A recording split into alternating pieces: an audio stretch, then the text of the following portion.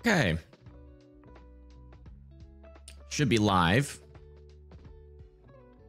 There we go. Hello, everybody. Welcome to the channel. How's everybody doing? We got a tornado watch that has just been issued out over here in Nebraska for areas like Valentine, Ainsworth, Broken Bow, over there near North Platte, Ugalala, and Lexington. We're watching a couple of supercells developing here. This one actually already has some half-dollar sized hail moving down towards Stapleton, Nebraska, there with around 50-mile-per-hour winds as well. And we're kind of watching to see if these storms can interact with any of these boundaries out there. If they can effectively, they can potentially produce a tornado or two over the next couple of hours. How's everybody doing? Hello, welcome to the stream. Also out there, we are watching for the potential of severe weather all the way from Montana back down over into North Carolina, where we actually have a couple of severe thunderstorm warnings already ongoing with this little line segment here. 60-mile-per-hour winds all the way across the board from Rocky Mount up to Norlina, Roanoke Rapids, and then back over here north of Roxborough. That's going to be crossing into southern Virginia here shortly. So if you live over there into Petersburg, we've got some storms trying to come your way. They're kind of moving to the north, kind of northeast actually. So Roanoke Rapids will probably see something. These storms might actually go south of Petersburg, but we'll see. Not too big of a threat out there currently. Back over in Indiana, however, and parts of Kentucky, we have quite the mess ongoing out here with a couple of storms firing all the way from Carbondale, Harrisburg, Owensboro, Elizabethtown. This is it's kind of a big old cool air pool kind of surging down to the south, bringing a decent amount of rain out here. And also, geez, somebody is spamming in chat. See you later. But yeah, over here into Kentucky, one of the things that we are watching down over here, we did have a little bit of an upgrade to our flash flooding risk out here for areas like Owensboro, Henderson, Evansville, Princeton, Jasper, Louisville, Ratcliffe, Elizabethtown, Campbellsville, and Danville. So if you guys are out there, just make sure that you are watching those creek levels, those river levels, as a storm or a couple of storms could cause some flooding out here. As of right now, let's go check to see if we have any flash flood warnings yet. Let me make sure my weather alerts are on. Radar Omega. Yeah, we actually have a decent amount of flooding alerts already out here. Considerable flooding out over here near Owensboro and Henderson, and observed flash flooding over there near Evansville. Check out some of our storm reports over there as well. Oh yeah, we got a couple of flood reports. Reports of roads flooded over here just to the south and east of Blairsville, Poseyville. Intersection flooded by several inches of moving water in Poseyville. Wow. And then further, like near Newburgh, flash flooding at Heritage Hills Point West Trailer Park. Water is about 15 to 16 inches deep, and several trailers are surrounded by water. Yeah, there you go. Flooding reports are being issued because of this line of storms. It's not a very fast moving area, and it's producing a lot of heavy rain all at once. If we come back over here to our radar and look at our storm total precipitation, you can see that we do have some pockets here of around 1 to 2 inches as far down to the south as Owensboro there, and that's probably going to continue to happen throughout the day there.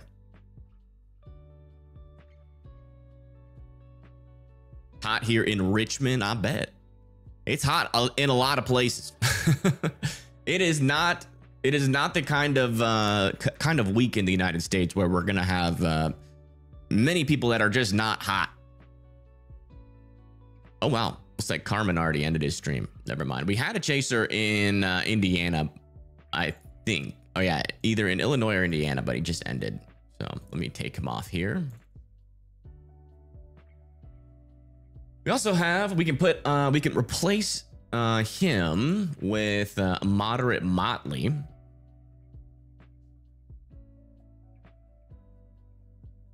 Thinking Nebraska tornadoes. Actually, we're going to put up Patrick who is apparently in Nebraska right now as well. We got Patrick out there. He's got low signal right now. We also have Jacob, who is out there near this severe thunderstorm warning near Stapleton. We should be getting a view on this storm shortly. And then we have Pagey Tornado, who is going to be live in about 35 minutes. And yeah, we'll be watching their feeds to see what happens. Again, out in this region of the United States, well, not only do we have a tornado watch, but we also have a 5% for tornadoes here south of Mullen, going towards Stapleton, Thedford, North Platte, Ugalala, Chapel, Oshkosh, Alliance, and Gordon here in Nebraska. And we have a tornado chance really all the way from Montana down through North Dakota, South Dakota, Nebraska, Des Moines, Bloomington, Indiana, going up into Michigan as well. So I don't think that really is going to confirm back over here into the Ohio Valley unless unless we see some cells maybe try to develop late night tonight, probably around like 10 to 11 p.m., 12 a.m. Maybe have a little bit of a chance for some supercells and maybe a brief tornado there south of Carroll, heading off towards Winterset, and south of Des Moines as well. So we're going to be watching for those storms later on tonight. I won't be live, obviously, as that is super late, but just keeping our eye out if you're over there. North Indiana getting flash flood warnings. Let me check that out. Yeah, we got a flash flood warning over here near LaPorte, which is over here. Yeah, look at that. Yeah, big old rain train happening over here near Kankakee, Napani as well. That's actually looking a little bit more dangerous than what's happening there in Kentucky. Let me see what our rainfall rates are. Yeah, I mean, we're getting anywhere from 1 to 2, and some isolated spots maybe close to 3 inches. Let me check this radar. Yeah, 3 inches an hour there south and west of LaPorte, and we're already almost at 4 inches of rain. Actually, just south of Michigan City in northern Indiana, already at 4 inches of rain. So this is actually looking like an area where folks should be paying attention to the flood threat, especially if you're like right here in this corridor from like Goshen to Wilcottville, Benton, Bremen, Napani, Walkerton, and Kankakee there, as we have a very slow moving and very heavy rain line of storms here. So definitely a dangerous situation over there just south of South Bend.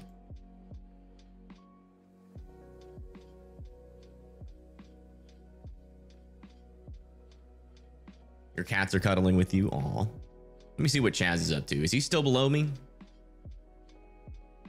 No. Left. He left. That's so sad. I'll be back later, maybe.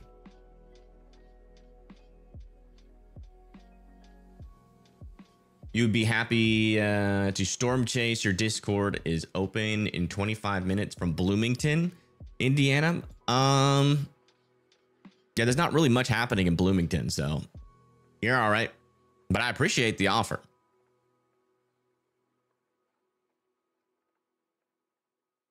I appreciate the offer. Let's come back over here and check it on the storm. It seems like this hail core, yeah, it's getting a little bit bigger.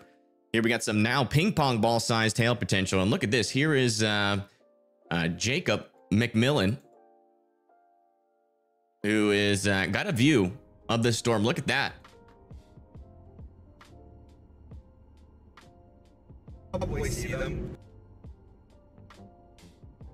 This is the supercell that is just west of Stapleton.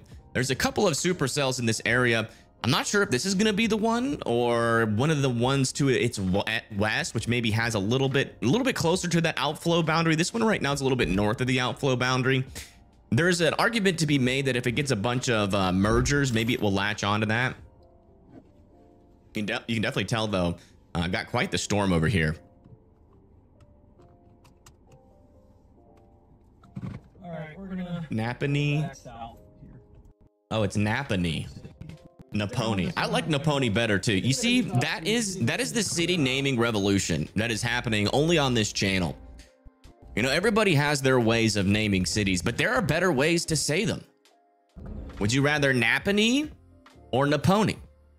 Right? Naponi just sounds better. Would you rather live in Minamini? I think that's how you say it. or me no money.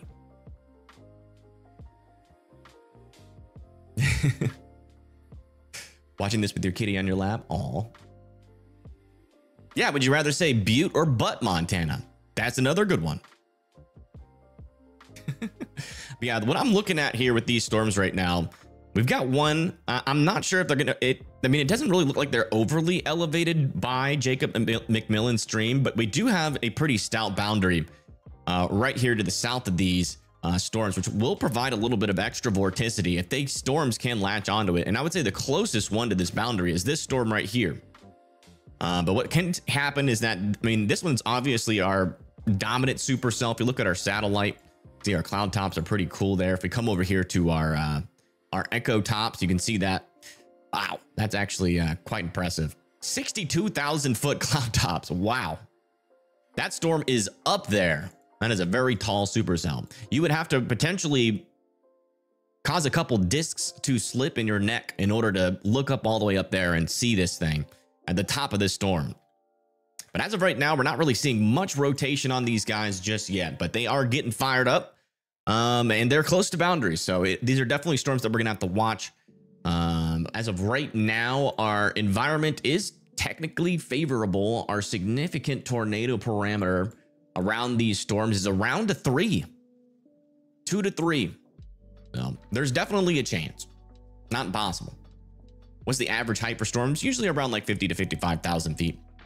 So 52,000 feet is definitely elevated. We need tramp stamp update. It's gonna happen. That's all I can say. No, we're not counting ums this stream. For a whole stream, 4 hours of ums would equal like 500 push-ups. I'm just not prepared. These storms are all northwest of you. These ones right here. It's got a new golf ball sized hail.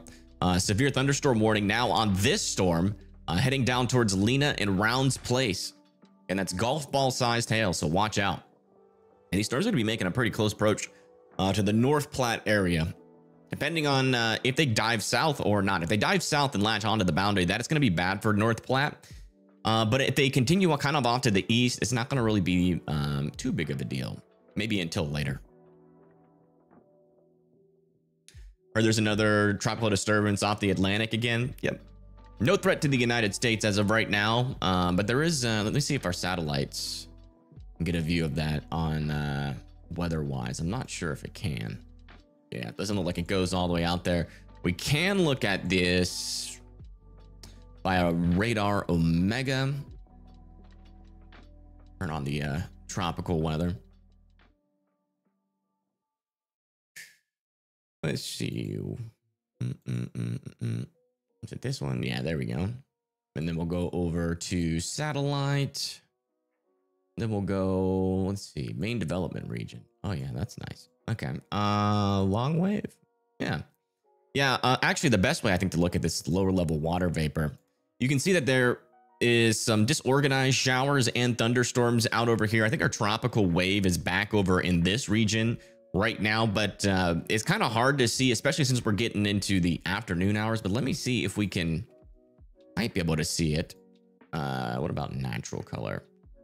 You can kind of see it. You see this haze out here. All of that is just a big old injection of dry air, some sand, some dust coming off of the African coast and moving across over the Atlantic. And this storm will be interacting with this the entire way.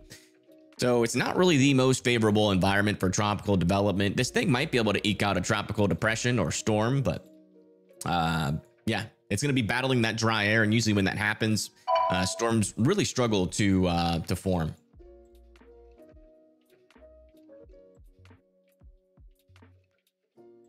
So we got another potential considerable storm here. Yeah, look at this. Now 2-inch hail.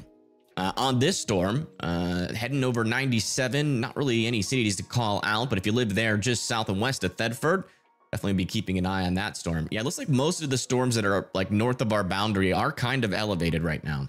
Let me make sure all of our storm chasers. Looks like we got a Tornado Pagey just initiated her live stream. They're in Thetford. So I think they're a little bit further north. Potentially, yeah, they're traveling south. So I think they're traveling south towards Stapleton. And if they do that for too much longer, they're going to head right into that hail core.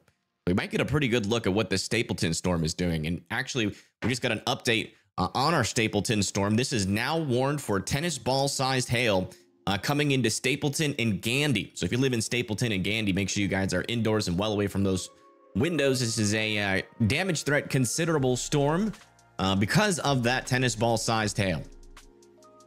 Thank you, Colby, for subscribing. Welcome. Radar only reaches maybe 100 miles off the shore at best. Yeah.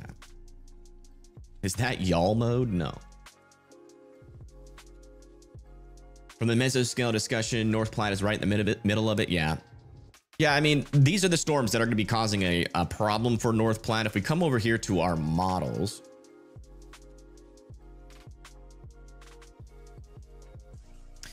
you can see that it's these storms that have just fired here that we're going to be keeping an eye on. Then the HRRR says that this storm is going to go north of North Platte, and you guys could eventually get some storms. But if you guys are on the southern side of this storm in particular, this is going to be bringing that outflow boundary further to the south. So these storms that fire back over here will be elevated hailers.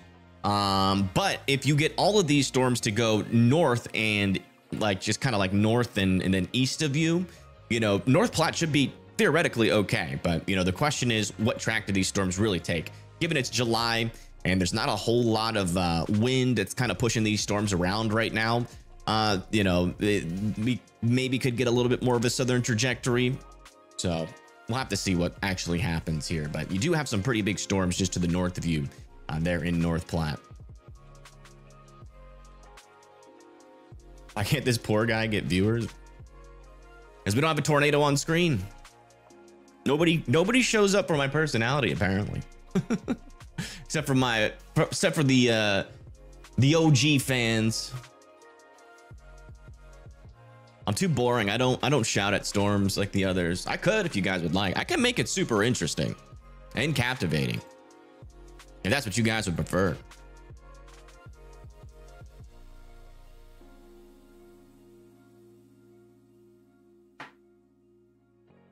We can do that right now.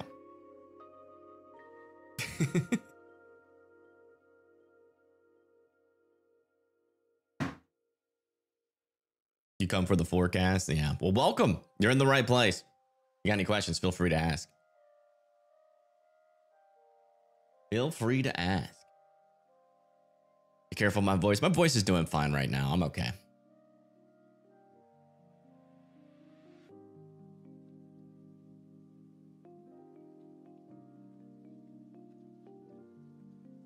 All right.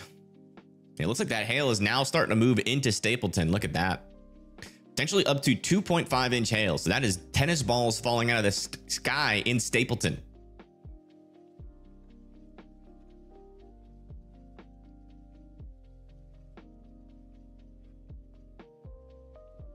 Did they cut back the slight risk area for today? I think they cut it back a little bit.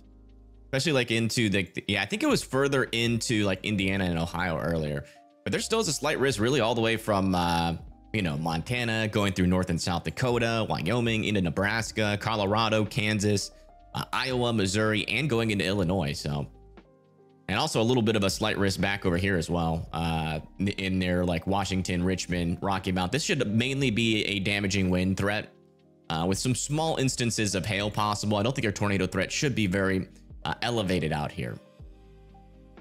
This right over here, I think, is our highest chance for a tornado, unless we start to see these storms like over in Iowa actually fire tonight. That should be at around like 10 p.m. though. Maybe if I wore fewer clothes. What the heck? With that drive viewership, I don't think it's appropriate. This is YouTube, not OnlyFans. How does Cleveland, Ohio look? Cleveland, Ohio is all the way up here to the north. Yeah, it looks like you guys are pretty clear. But there is some thunderstorm activity down here near Cincinnati and Dayton, Ohio, south of Troy. You guys need to be keeping an eye on that. Just a little bit of thunderstorms. You know, if you guys are outside, probably should be watching that possibility there. This is what the backside of the storm here looks like from Pagey Tornado. Let me just make sure we're current. Here's what it looks like. They're north of Stapleton. You can see on their radar on the bottom right that they're just north of Stapleton. If I know Pagey Tornado and Bryson, they're probably going to drive right through that hail core if it's over the road. They're not going to wait for it. They're just going to drive right through it. So we got to keep a close eye on their screen. Once it starts raining up there on the top left, when we're looking at radar, you guys should remind me to switch over because they're probably driving into tennis ball size hail if that's what happened. Was I scared when I was in the high risk? Yes, I was actually. I was definitely nervous. I was certainly nervous. I went over to my parents' house because they have, we were expecting some pretty fast moving storms. And most of the time there is a tornado shelter that's pretty close to me. So most of the time, as long as it's like not fast moving storms, I can get to it, you know, before the storm comes through. But like, you're talking about like, usually not as long as warning times. It takes me about 7-10 minutes to get there. So, and I was like, maybe I'll go. My parents have like an actual storm shelter in their basement, or not their basement, in their garage, which is like a 30-second walk. So I was like, well, to protect Chaz and myself. Oh, a new PDS severe thunderstorm warning has been issued. Yeah, baseball-sized hail is now on this storm near Stapleton. My goodness, is now a destructive PDS severe thunderstorm warning going into Stapleton and Gandy, Nebraska. You guys need to be indoors and well away from those windows. This storm is throwing baseballs out of the sky. Not sure if you've ever been to a baseball game, but those players wear helmets. Alerts echo. Yeah, there's unfortunately have not been able to figure out how to fix that. It's been a problem for quite a while. I don't know what causes it.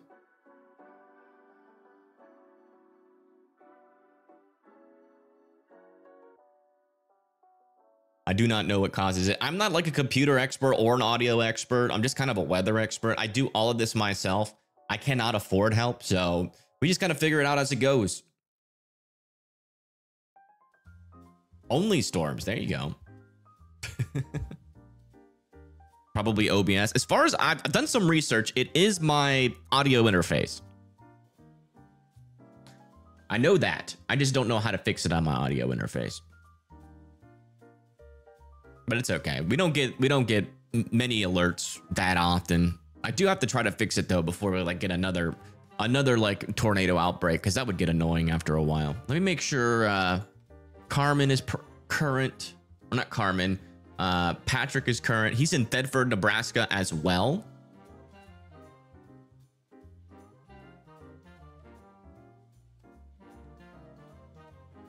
I love this song.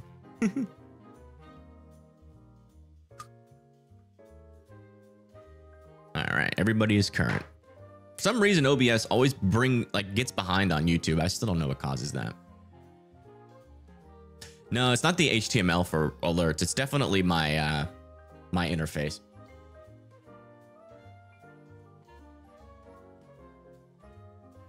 Hello, hello, welcome. Hastings, Nebraska has our county fair tonight. Oh boy. Hastings, isn't it like somewhere? Well, somewhere in Nebraska. I know that.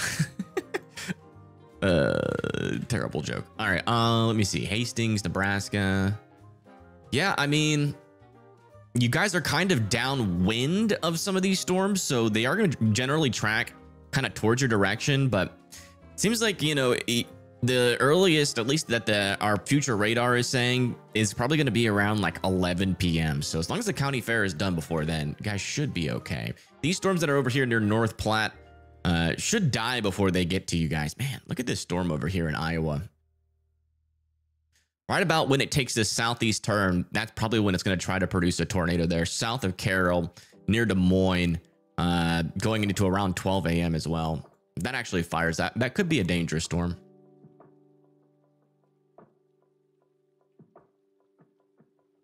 Yeah, no problem. Fisher's Indiana threat. Let me see.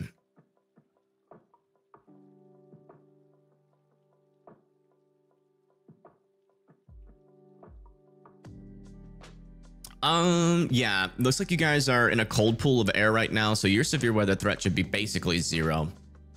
I think though tomorrow you'll have another chance for severe weather, and then it should clear up by the time we get into the day after tomorrow. Hello. By the way, if you guys do live in, if you have anybody tuning in from Indiana and you live up in here in northern Indiana, I would be keeping a close eye on these storms for flooding.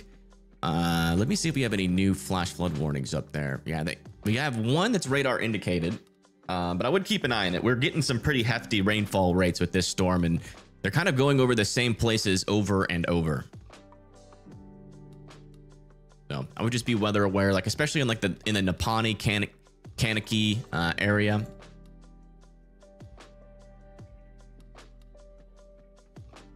Norfolk, Virginia. Let me see where Norfolk is.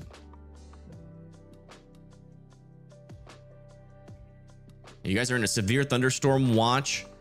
You got a couple of storms firing around you right now. I think they're going to be moving away from you. Yeah, they're moving away from you. You got a big old outflow boundary about to come right over you. That might be what you're seeing out there. And that's actually going to cool you guys down a little bit. You have some storms off to your west, but given the fact that you're already behind on this outflow boundary, your chances for severe weather are probably on the lower end, but there's a lot of rain and thunderstorms around you. So eventually you might see something. Also, we just got a new severe thunderstorm warning back over here near Madisonville for 60-mile-per-hour winds, heading down towards Arlington, Nortonville, Greenville, and Central City. So watch out there. That's in Kentucky, just to the north and west of Bowling Green.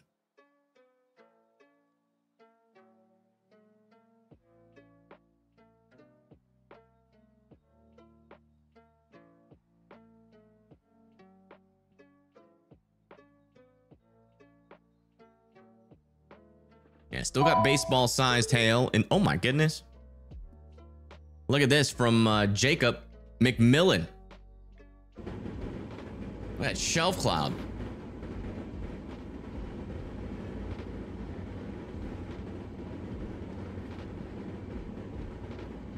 Yeah, the humidity, like, it's an awful week to be outside for sure. I played golf like 2 days ago in the heat, in the humidity, and it was a friggin' struggle. Like, I could probably have wrung out an entire cup of sweat, like a large cup from McDonald's worth of sweat off of my shirt at the end of the day. It was crazy. My gosh, it's audio. I don't know what's going on with it, but yeah. A little bit of a shelf cloud developing here on this storm, and this is the storm that has that baseball-sized hail.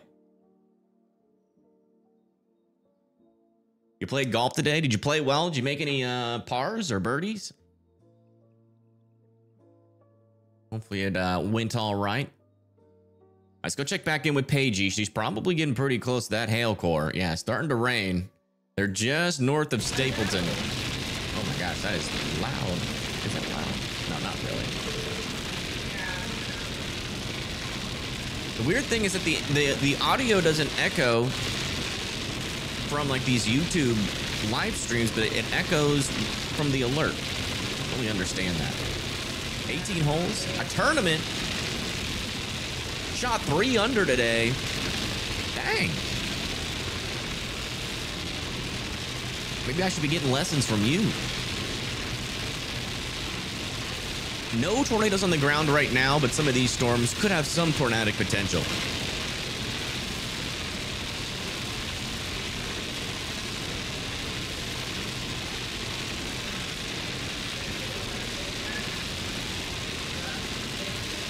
AG is echoing? Can anybody else confirm that Paigey is echoing? Because that would be weird. That'd be a new thing. Yes? She is echoing? Uh-oh. Huh. Is the music echoing?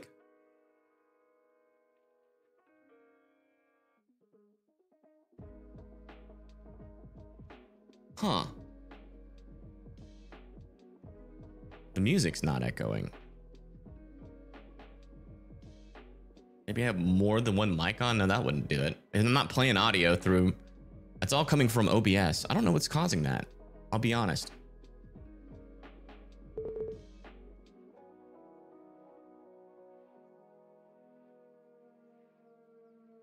I don't hear music. Perhaps a refresh? No, that shouldn't cause it. I don't know.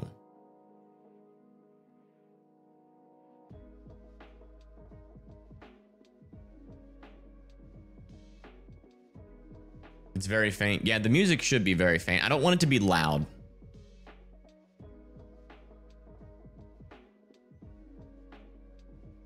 Yeah, still not seeing much rotation on these storms, but we are getting a lot of mergers and a lot of storms kind of interacting with each other here. So we'll have to see what comes out of all of that. That can sometimes surge storms down further to the south, closer to this outflow boundary. So we do still have to watch out for that potential. Is Jacob's audio echoing? Hold on, let me do some investigation here. Hold on.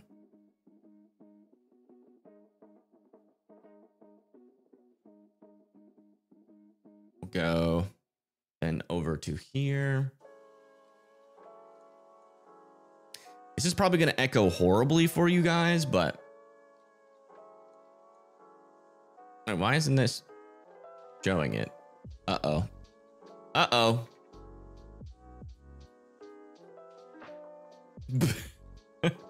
Uh-oh. That's not gonna work. All right, I'll just have to check out the audio on another screen. That's so weird that it's echoing. I've never had a problem with that. Let me see. And then it should click new severe thunderstorm. Hey, did you play well? That would be weird. PG is echoing? Anybody else confirm that PG is echoing? Right now, but some of these storms. A tournament. It doesn't sound like it's echoing.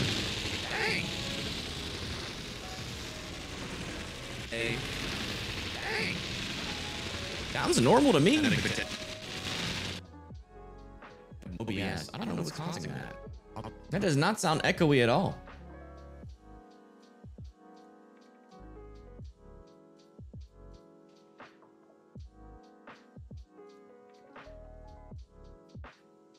You are bad? Well, fuck you. What the hell? Get the hell out of here. Why are you here?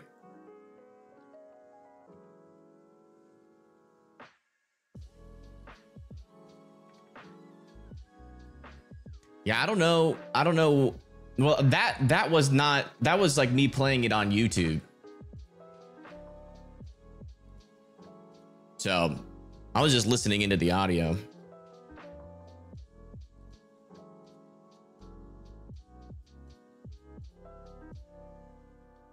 I just don't know why they're here.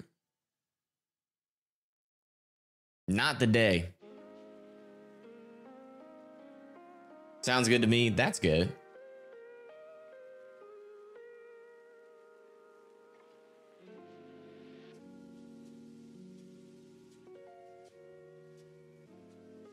It echoes from others you are monitoring. Yeah, but that's the thing. I was just listening back to it and it wasn't a big deal. I don't know what would be causing it, but let's come back over here and give some new updates. Okay, so Pagey should be driving into the hail core now. Like they should be in it.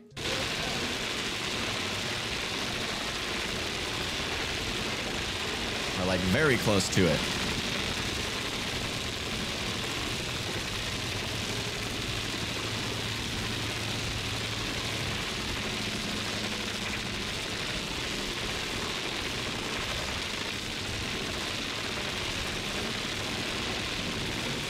rain echo?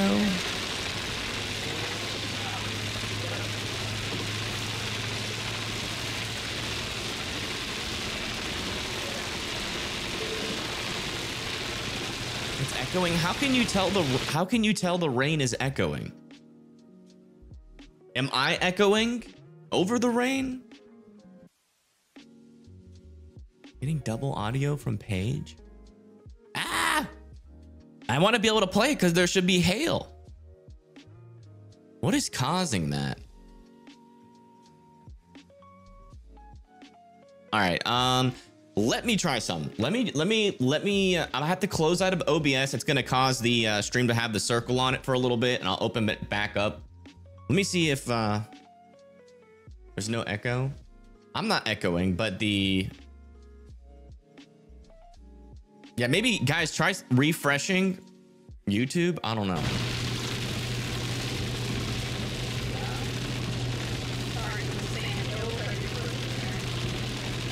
It's the alerts and chasers. Yeah, it's the alerts and chasers. So let me close out of OBS, and then we'll figure this out. So you guys are gonna get the little circle thing, but don't worry, I'll be back. Let me just like reset OBS and see if that fixes things, because I mean, I've never had this issue before. All right, we should be back. Let's try it now. Still echo?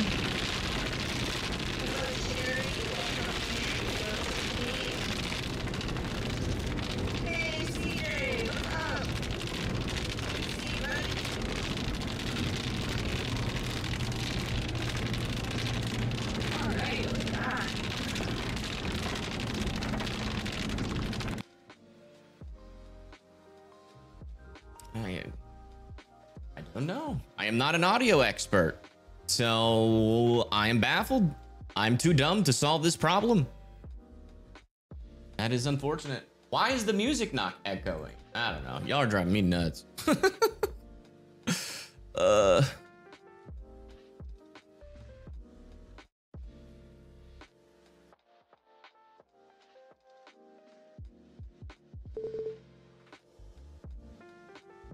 All right, latest updates on these storms over here south of Stapleton. Still potentially some baseball-sized hail inside of this storm, moving down to the south and east.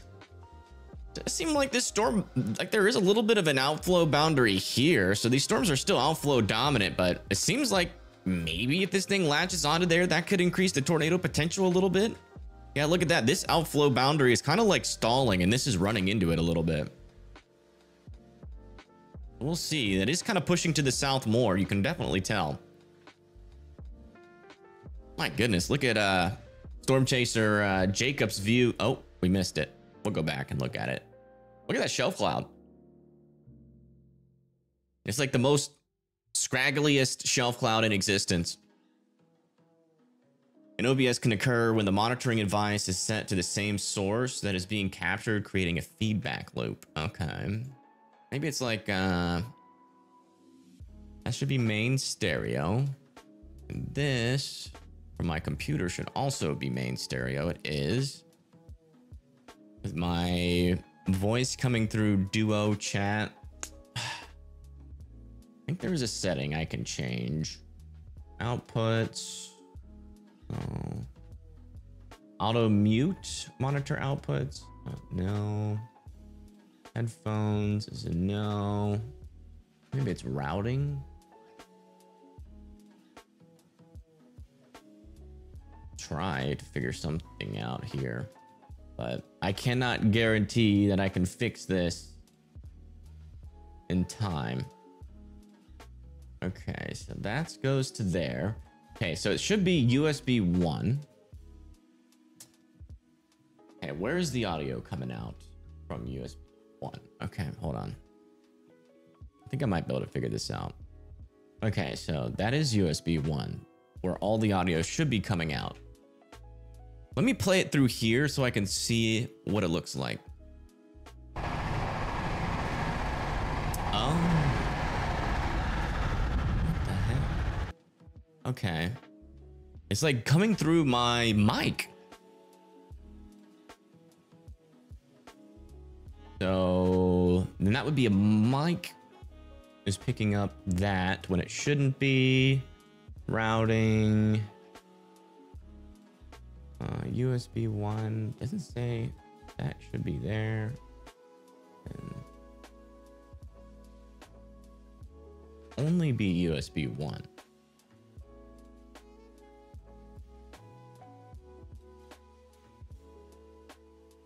Okay, let me try that again. Sorry, folks. Oh. That shouldn't be playing through my microphone. That makes no sense. On that, what if I change this to Duo Chat? Yeah, it doesn't pick up any audio then. Main stereo. I have no idea. No idea. All right, little update over here near Tryon and Ringgold. We still have these storms with some 2-inch hail moving down to the south and east, south of Ringgold. And then we still got this guy up here with some golf ball sized hail. Still kind of just to the south and west of Thetford. And we got this one over here with some golf ball sized hail doing the same thing, moving towards Lena there in Nebraska. We also have this storm over near O'Neill, Nebraska, south of Page and Ewing with some $50 sized hail. Okay, let's try again. Let's think. Mike, that's that. That's that. Settings, maybe? Input 1.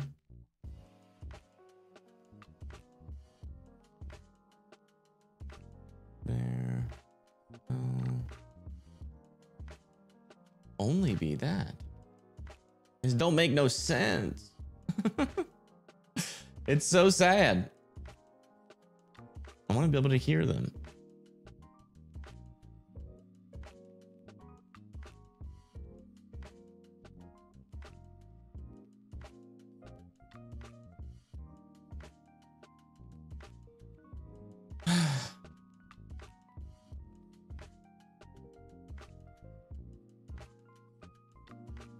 I don't know why it's playing through my microphone.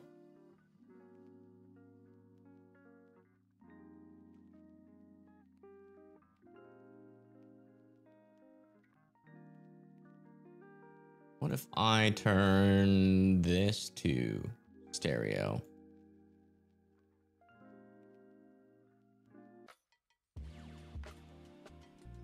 That didn't work. I just don't understand why the music doesn't double and everything else is. That's what's breaking my brain. That's what don't make a whole lot of sense.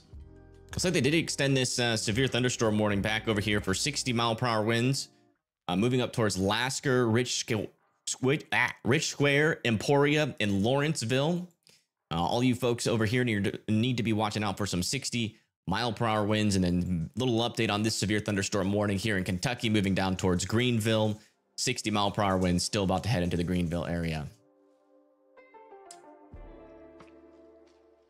The big weather guys are sabotaging me. This is a problem that I can fix. Dang it. Somehow, some way. I just don't know how. So that's chat. Why is that? Like, there is no way to change the routing for the microphone.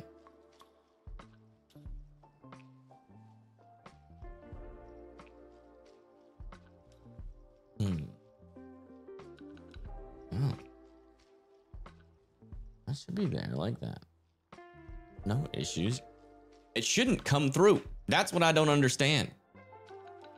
Because when I press on it, right, and I'm looking at my audio interface and I turn on the audio, it's coming through my microphone and my audio input capture, when it's supposed to be coming through my desktop audio.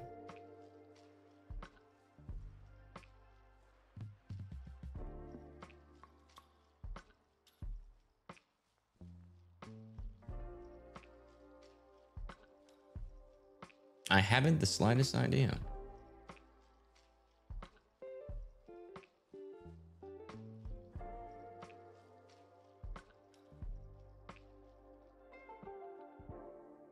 Okay.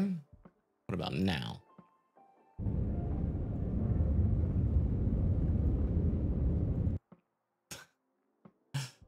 Okay, that didn't work.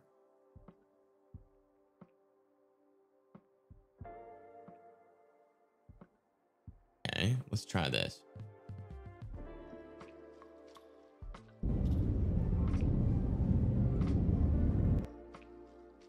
Didn't work either. Well, this sucks. I don't want to be doing this right now.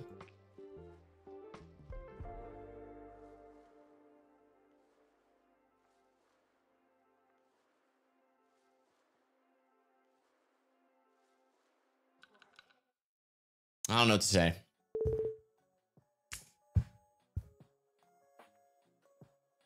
Audio routing in Windows is leading. Facts. My stress levels are high. Dealing with all of that. Wow. Look at this. What? He was just looking at it. That kind of looks like a little wall cloud there. Developing, but I mean, on radar, I'm not seeing much. Well, maybe a little bit of rotation developing. Kind of like a low precip, maybe mesocyclone. Kind of hard to tell.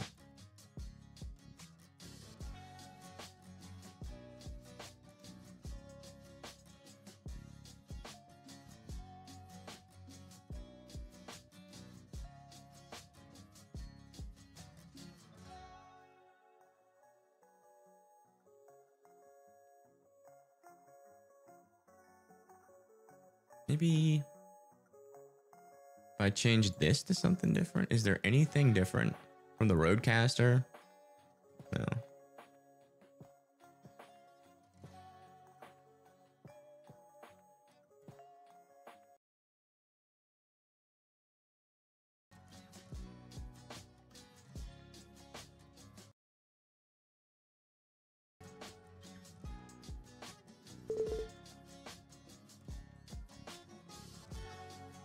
We just got a new severe thunderstorm warning. Yeah, they're still keeping this a baseball-sized hail here south of Stapleton, Nebraska.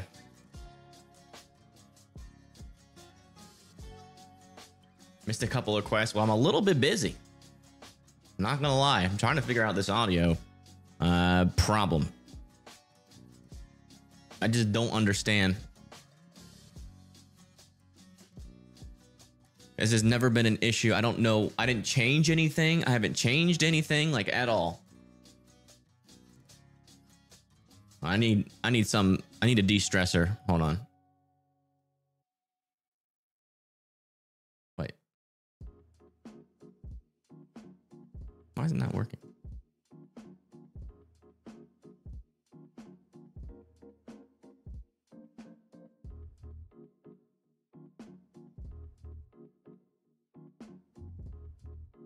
Now my camera's not working.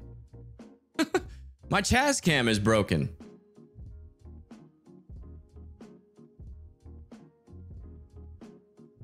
What am I doing wrong?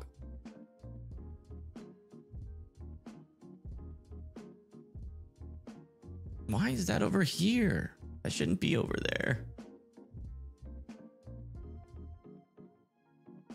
No. This is stressful, man. Sorry. I take a lot of pride in being able to give you guys a good stream.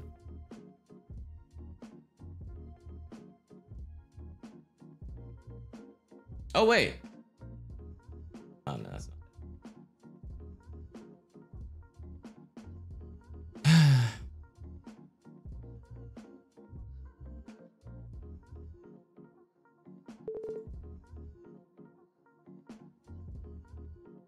Okay. There we go. All right. Sorry. My entire setup is deciding to just have tons of glitches. Audio is important. Good news about this storm is it's kind of in the middle of nowhere right now, so it's not really doing much to nobody. So we do have a little bit of time to try to figure this out. I just need like, so I've got this. If I turn that off, I can't hear my voice anymore. Does that fix it? Nope.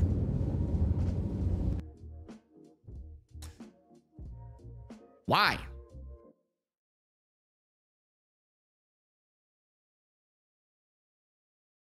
What is this happening over here? How do I turn that off?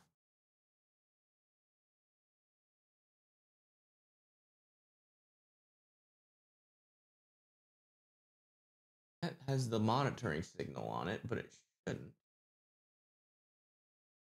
Ah.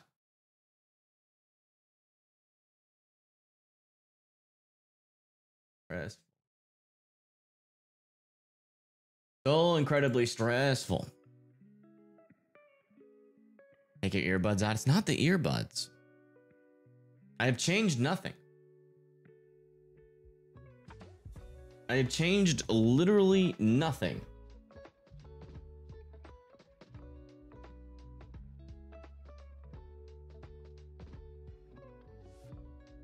I have changed nothing. Not a single thing.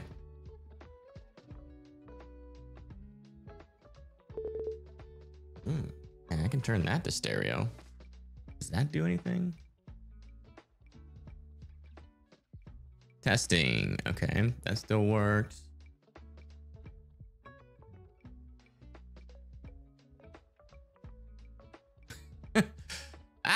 Work. And look, Paigey broke her windshield. Are you kidding me? Oh, that's not good. We can't listen in. Yeah, they're in the hailstorm now.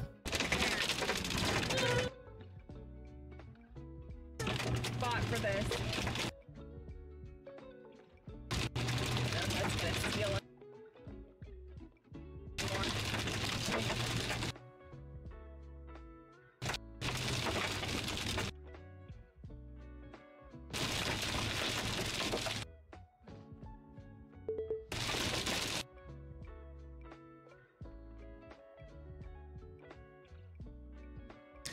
They're struggling with service right now. I mean, if I mute the audio input capture while when I turn on their audio, it goes away. But that's like a manual fix. I'll just be half to what we do for now until I get some time to do some stuff on that.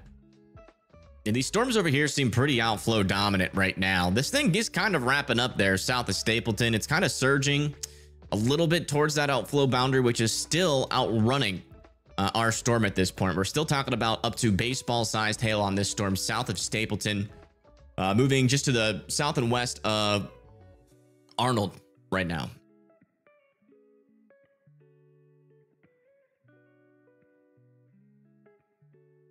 Yeah, they're kind of elevated still behind that outflow boundary, so they definitely need to improve that part of the storm in order for these things to become tornadic. So for now, mainly big hailers.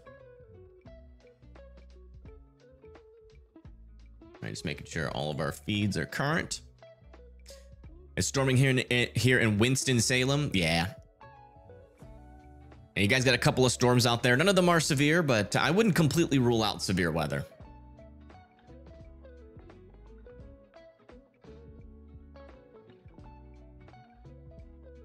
There's got to be a fix. There must be like an easy fix. Like, I just don't understand. I changed nothing. Do I have like maybe 2 instances of OBS up? No. It's driving me mad. Like, this is how my brain works. It can be very efficient.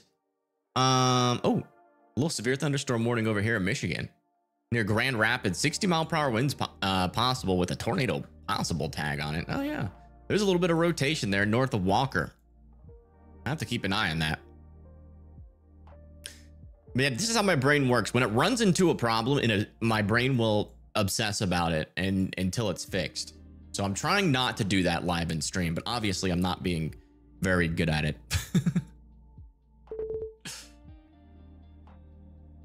All right, we just got a new severe thunderstorm warning on this storm.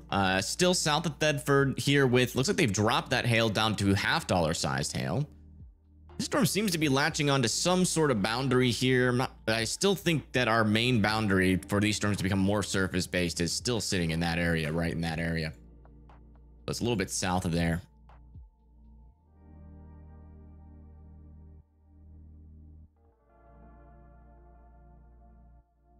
Is there a sound coming from one of the speakers?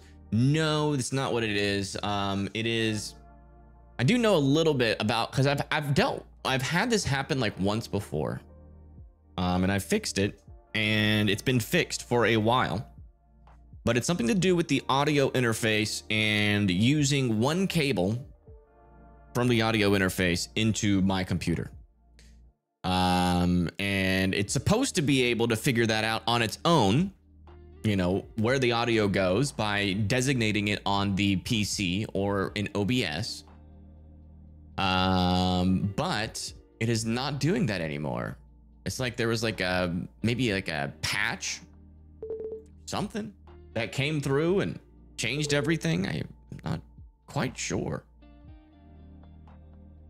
why that's changed, to be honest. Not sure. It should not be coming through. Like at all.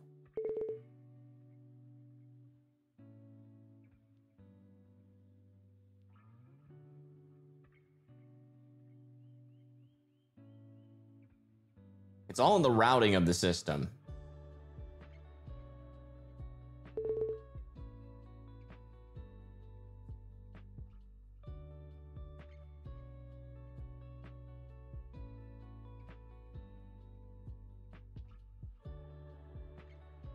That's interesting. Okay, so that's coming in there. Wait a second. I might have just figured it out. I should not have been able to mute my mic there through that. So I might have just fixed it. Let's see. Let's go over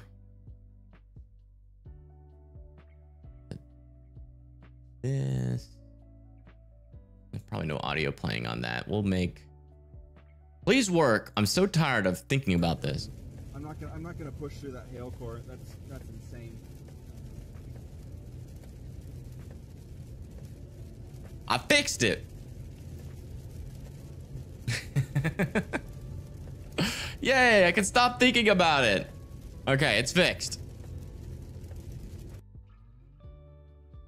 I was like, that's not supposed to be, have my mic going through it at all. But that's actually, I think, one of the main sources. So that fixed it. Cool. I just de-linked the stereo from my mic. Oh my goodness. Yeah, there is 4-inch hail now inside of this storm in Stapleton, south of Stapleton, moving down towards Grothenburg on I-80 or north of I-80. Got to be watching this storm. Thankfully, none of our storms have been very tornadic. They're pretty much elevated hailers right now. And I don't know if they're going to become anything else, but there's a little boundary here. I'm not sure if, like, as far as I can tell, we have multiple boundaries. I am struggling to determine which one is which. It does still appear like this is a legitimate boundary with some vorticity on it. And it does seem like this storm is trying to latch onto it somewhat. And it is developing a little bit more of a supercellular shape with an inflow coming into the storm as well. So definitely a storm to keep an eye on. Yeah, Pagey just got destroyed as well. Her windshield has been developing more cracks, and now her stream has gone down. So I'm wondering if her, let's go back to where it happened. Yeah, it's like right here. Now that we can actually listen.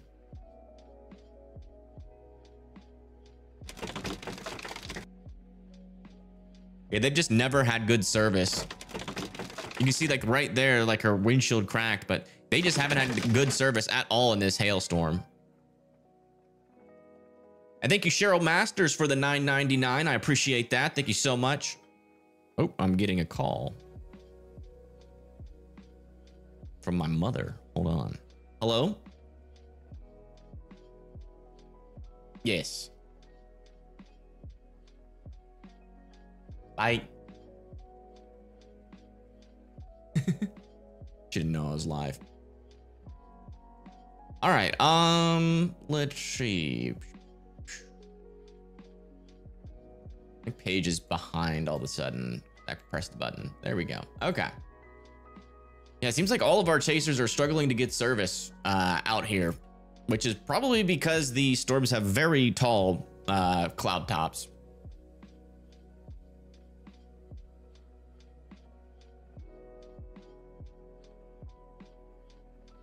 About my car's extended warranty. I'll need an extended warranty.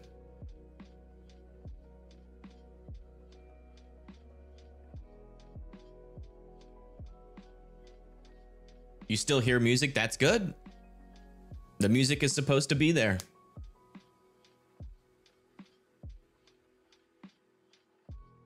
I got a 3D option on my radar. Oh my goodness.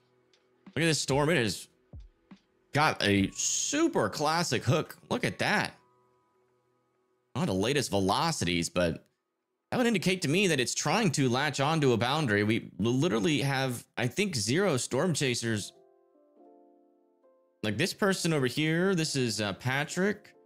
He's near Stapleton. I think he's running from the hail core.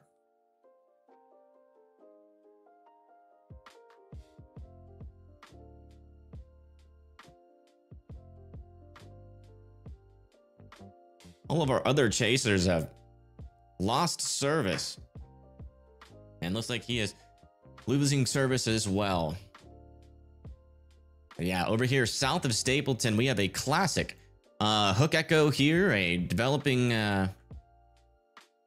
inflow on this storm. We don't have the latest velocities though. We're a little bit behind. Let me check Radar Omega.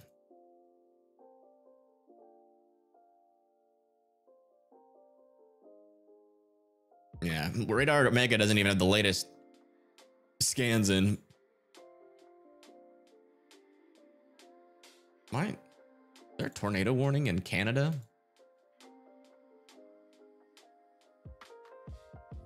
Oh, wow. Look at that. We do have a tornado warning in Canada. Over there near Shaunavon. A new PDS severe thunderstorm warning has been issued. New PDS severe thunderstorm warning has been issued. They are now pushing this down to the south with that 4-inch hail. Again, this is destructive hail with this storm. We've already seen it completely destroy one of our chasers, Pagey. And that could happen to you as well. If you got any cars or houses out over in this region out ahead of this storm, south of Arnold here in Nebraska, you need to be prepared for some window damage, potentially some hail coming through your windows. Oh, looks like Jacob is getting a better signal again. Let's listen in. Was there any echo on the severe thunderstorm warning?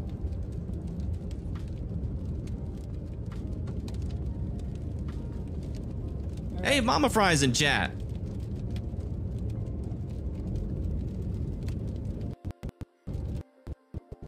North Class is dodging a bullet. Yeah, they are. It looks like he lost service yet again. Yeah, new velocity is in. I mean, there really isn't too much yet. It still kind of looks outflow dominant. Right in here, that is where that rotation would be. There's a little bit potentially developing there. It's a little bit on the broadside, not very strong rotation. This could just be maybe a developing cell to its south, making it look like a hook echo. Yeah, I mean, that latest scan here still has that look to it. But there's really not a whole lot of rotation in it yet. It's close to that outflow boundary. I think it's trying to latch onto it right now. No echo. I've cracked it. Let's go. Sorry for the little bit of distraction. Obviously, I know you guys are here for updates on weather, and I was talking about fixing my stuff, but at least we figured it out. You know, that's what my brain is good at. Figuring out things that I have no previous knowledge on how to fix. Just by pressing as many buttons as possible. By Rivers, Wisconsin? Yeah. There's a little something there. Let me see if that's like legitimate or if that's just like it might be contamination. It's kind of a weird area for a rotation. You see there's that outflow boundary, but there is a little bit of circulation there. I keep an eye on that there near Two Rivers. It's a weird spot for it to be, but that might be legitimate. I do want to check back in on these storms because they did have a little bit of rotation on them earlier in Michigan. Yeah, it looks like we're doing good out here, thankfully. Come check back over in Kentucky, south of Greenville.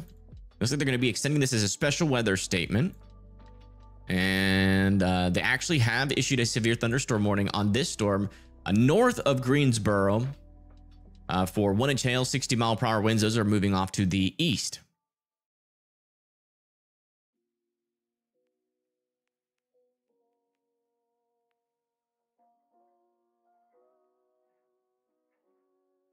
Like a debris ball, but can't be. Where? Like out over here? No. Yeah.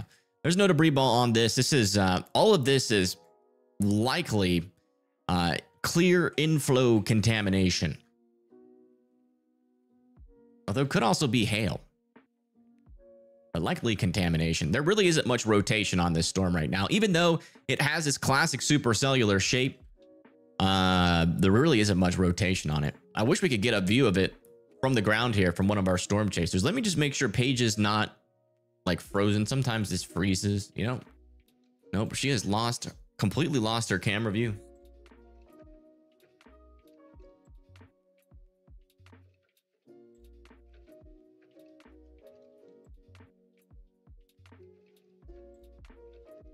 In the magic hour, that is possible. Yeah, we've been monitoring some potential for about 2 days now.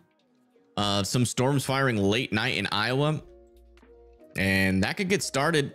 Yeah, it looks like our latest HRRR scan is not as favorable though. You get some cells trying to develop, but yeah, maybe by like 9 or 10 p.m. could have them kind of near the Des Moines area. I don't know.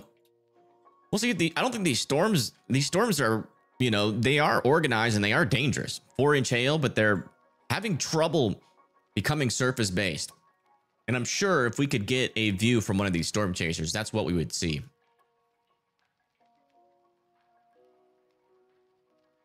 No tornadoes today as far as I'm aware. Tornado on the second stream. That's just, so this is Jacob. Whenever his stream loses connection, it goes to like that screen where it's showing like tornadoes and stuff. It's just kind of like something that he puts on his stream to keep his audience somewhat entertained as he loses service. But this right here, this is live view near Arnold, Nebraska. So I'm hoping he can get turned around and give us a view on the storm here shortly. See, like this, you see how it says restoring connection on the top left? Like this isn't a tornado that's happening now. It's just like a past video. Oh, looks like Patrick might be getting close. He's near Stapleton. Let's check this out.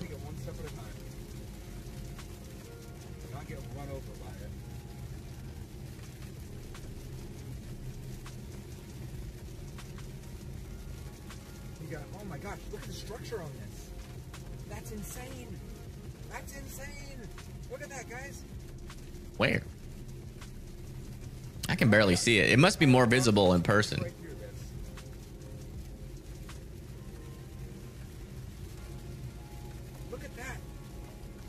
That could be a wall cloud back in there, maybe, but well, I think what we're looking at here is the outflow boundary itself, and the storm is somewhat latched onto it.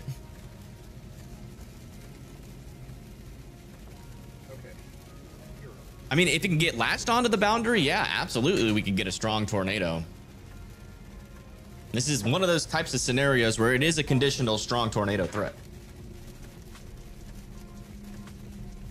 But I mean, honestly, that's like the only way we really get a tornado is if the storm latches onto the boundary. We could just get a brief latch onto it and then get a bird fart tornado too, you know. Really just depends on how these storms interact. As of right now, latest velocity still showing some, you know, maybe some strengthening RFD there. Definitely some stronger winds on the southern side. So that might mean this storm might be surging a little bit more towards this outflow boundary. Yeah, still warned for 4-inch hail. That hail is just going to the south of Arnold, Nebraska. It seems like still heading towards Etna. That's probably the next city in the path.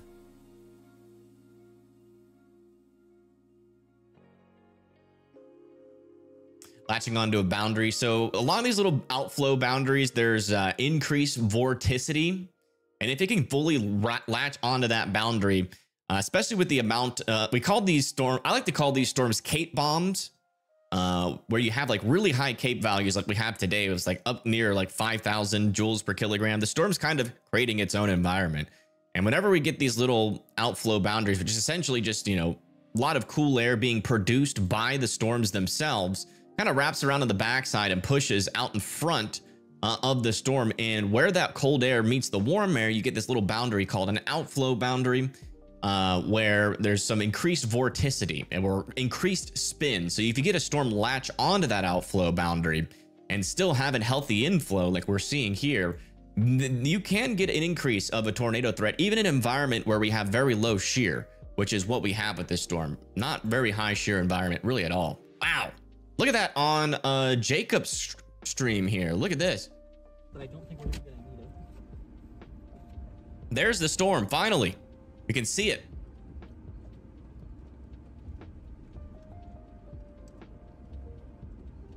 Yeah, bird fart nados are like the nados that kick up some dust, but that's about it. Wide angle's good. Yeah, still quite the hook echo on this storm. We do have a surging RFD on it right now. So if it's going to push to latch onto the boundary, it should be here shortly.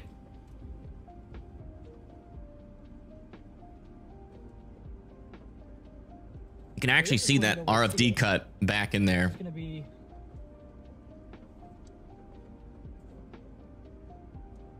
straight west of us.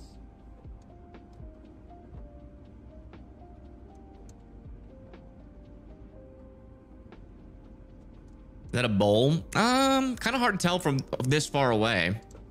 That could be a wall cloud trying to develop though, but we're really gonna need this thing to fully latch onto the boundary before we see like an organized wall cloud on this thing. It looks like it is attempting to. With that RFD surge, that would be what would push this thing into that boundary. It's typically what we need, a big old surge of that cool air near the storm to kind of push it onto the boundary itself. Wow. Above us there. Some striations there. That's pretty cool. Really nicely. Probably gonna try and produce a weak tornado back there in the rain. It's gonna be tough to see. No quakes today? Not that I know of. Hopefully not. Thankfully, those don't happen as much as tornadoes.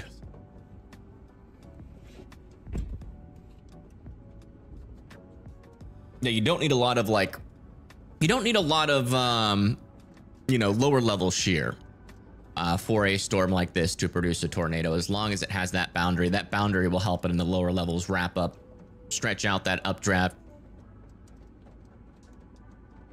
into the vertical. But so far, no dangly bits underneath this storm yet.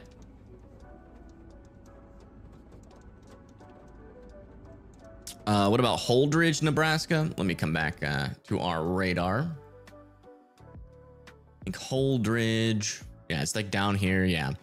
For Holdridge, yeah, I mean, you guys need to be keeping an eye on this storm. Again, these aren't going to last very long, which is why you're not in a tornado watch. This is just kind of what's really going to happen with these storms eventually is they're going to turn more into a damaging wind threat as that outflow. You know, we're in July, and what happens typically in July, especially when you have these, you know, not a whole lot of flow aloft with these storms. So their cold pools usually become pretty dominant. And you know, as we lose daylight heating, it's going to become even more dominant as there's just even more cooler air able to build up. So really not expecting these storms to be able to make it to Holdridge with a tornado threat, but there is a small chance of that happening. If we come over to here, you can see you're still technically in a 2%. So I wouldn't completely let your guard down, but you know, we're mainly expecting damaging winds and some hail for you guys. By the way, this storm is still warned for 4-inch hail. Again, most of that hail is still south of Arnold, still making its way towards Etna, Nebraska. Folks that need to be really paying attention to this storm for that hail threat and tornado threat, it's going to be like Gothenburg, Cozad, and Lexington. These storms further back up the north are pretty far north of our outflow boundary, meaning that they're most likely going to stay elevated supercells and not much of a tornado threat. This is really the only storm that's capturing my attention right now with really any potential. So we'll keep our eye on it as long as we have a view. As we go over here to velocities, you can see that we're really still not seeing much rotation on this storm. It still is outflow dominant. Hasn't quite latched onto that boundary just yet. Got a new update. Looks like they did drop that hail down, thankfully, to golf ball sized hail. So no longer 4-inch hail on this storm. My favorite color is blue.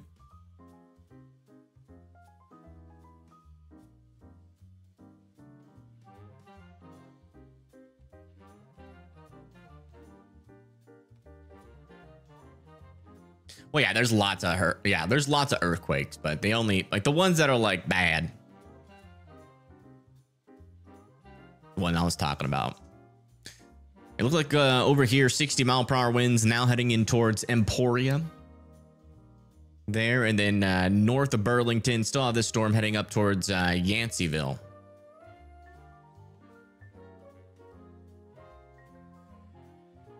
Man, Pagey Tornado is still struggling to get her service back going.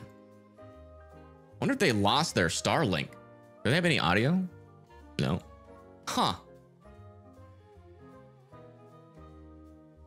Did they post anything on like Twitter or anything about like losing their Starlink or something? They usually don't lose connection for this long.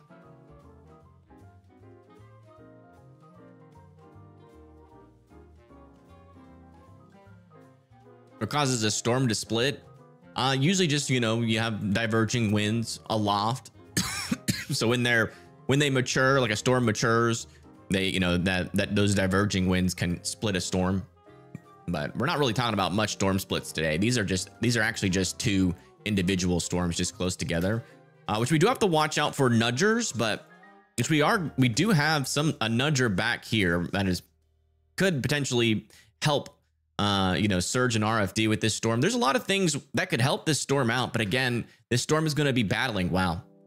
The storm is going to be battling that, you know, the general atmosphere's favorability for outflow boundaries today. You know, typically when you get those big storms that latch on to the outflow boundary is usually in like June. Is that a little funnel there on the right? Or like May. I don't think so. Yeah, Man, look at this storm. And you got corn. Nicely now. I think that rotation should maybe pick up. That's quite the mesocyclone. But as it goes further south, I mean, it should be less of an issue, right? Yeah, like 79 over 70 is feeding into this. Down south, it's like 84 over 74. But when someone's banned Ivan, we don't bring him back. So I'm sure she spammed. Structure is already gone.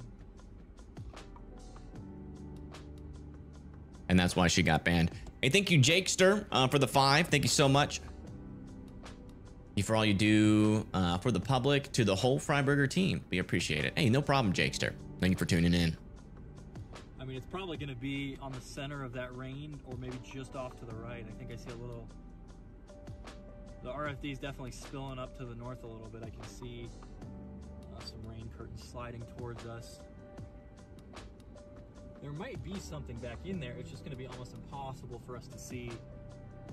Yeah, Ivan, you know, we give out many warnings in chat. And if people, it doesn't matter if you have a tornado coming right at you or not. You know, there's no way for us to be able to discern whether that is the case or not. You know, what happens typically is someone will come into chat, they spam, we will warn them with a timeout. And then if they don't listen and they keep spamming, then, you know, they get banned. So that's just how it is. Follow the rules. Maybe a little bit more rotation over here south of Stapleton, still moving down to the south and east towards Gothenburg.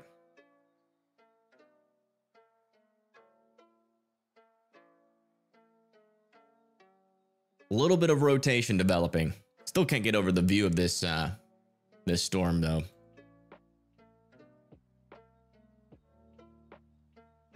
And there's a lot of people that'll come in and like claim to be in a tornado warning that are not, and they'll say like a tornado's like right next to their house and they'll spam it. So because there's no way to discern that, we just have to kind of keep a rule just pretty consistent, which is just don't spam, and if you get warned and you don't listen, you get banned. So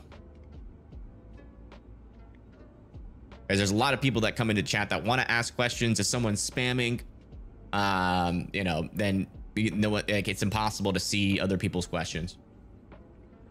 It's going to be really, really tough to see anything in there. And the rotation really isn't that strong back there.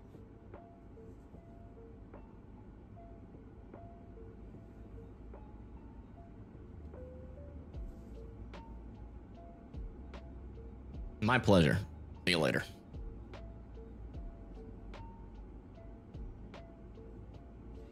Over 74 at Lexington. Check our satellite here.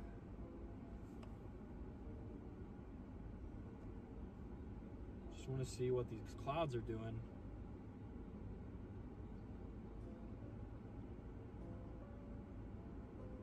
You see there's a little bit of an inflow tail over there, so there might be some warm air trying to work its way in. But again, this storm on radar kind of looks still a little bit outflow dominant. There's definitely a little inflow tail on the right side. You can kind of see it.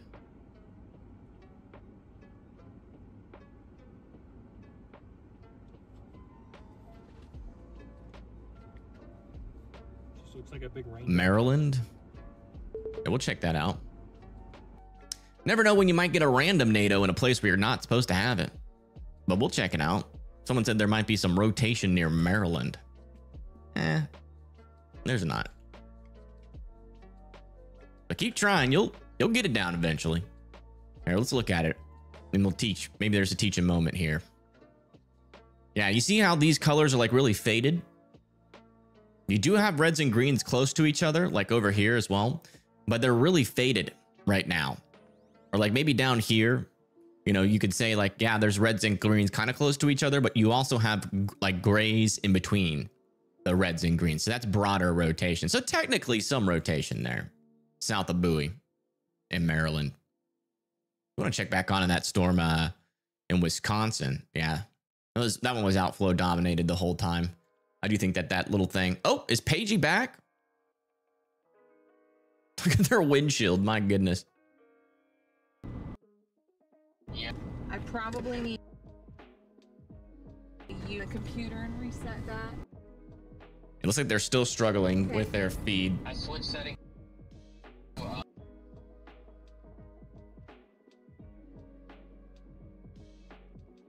Yeah, that windshield is toast.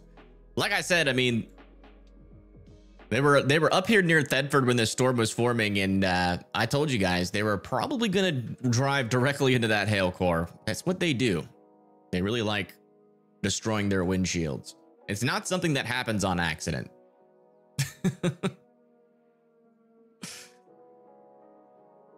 Everything seems behind the boundary. Yeah, most things are behind that boundary right now, which is why we are mainly dealing with a hail threat right now. We're still monitoring it though. Eventually we could get one of these storms to surge. We'll see. But if nothing surges and wraps onto that boundary, we're probably not even going to see a tornado at all. But it's just kind of like one of those environments where you got to sit around and watch it until confidence builds one way or the other.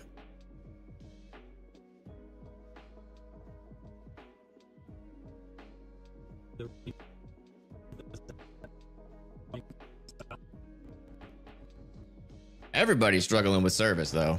It's a pretty rural area. Oops.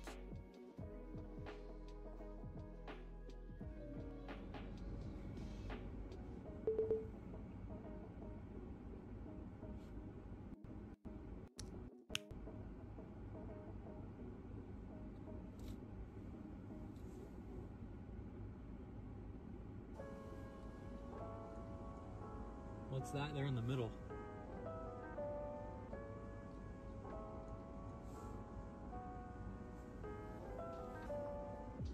Can't tell if that's just scud coming off the cold rain. Seems like that's what it is.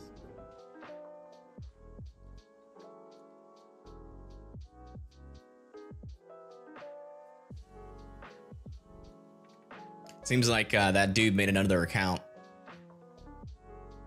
It does look suspicious, don't get me wrong, but on radar, it's still looking quite tame. I mean, at least in terms of tornadic potential. We still have a decent RFD in this storm, but it's still not really latched onto the boundary yet.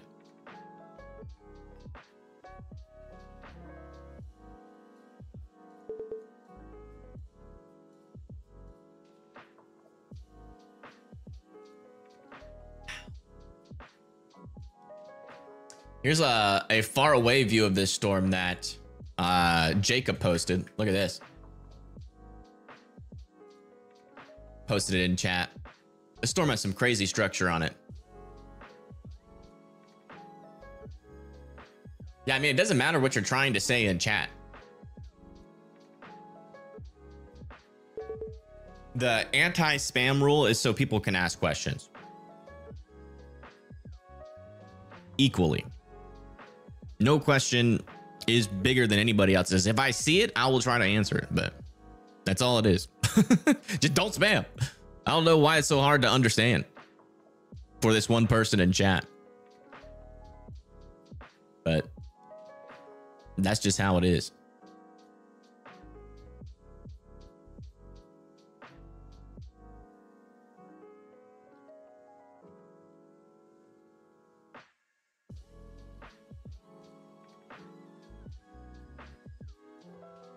Yeah, latest scan, still not a whole lot of rotation. Still have quite the hail core on this storm, though. Still warm for some golf ball sized hail. Got another storm behind this, heading towards Stapleton. Kind of has fallen apart a little bit, 1-inch hail on it. So mainly just thunderstorms there. Same back over here. Ping pong ball sized, or not ping pong.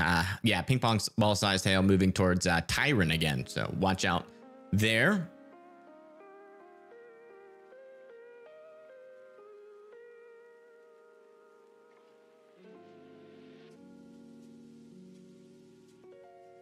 Winds, maybe some downbursts. Yeah, I mean, if these storms don't latch onto the boundary, it's just going to be damaging winds and large hail for sure. It is pretty interesting how quiet other parts of the country are. I mean, we only have 7 severe thunderstorm warnings. So got some storms developing over here in Kansas. Look at this. What's going on down here? Colorado and Kansas.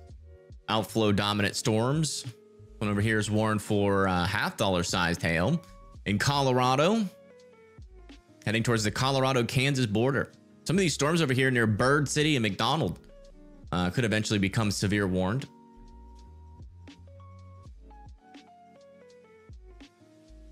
Don't understand why you saying something about a tornado warning, because they were spamming.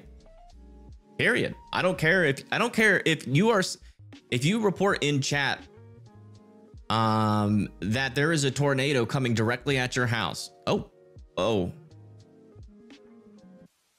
what is that? That is suspicious. There's a little occlusion type thingy back there. It's been fairly consistent over the past few minutes, so see that little lowering right there. Yeah, that might be a wall cloud back in there.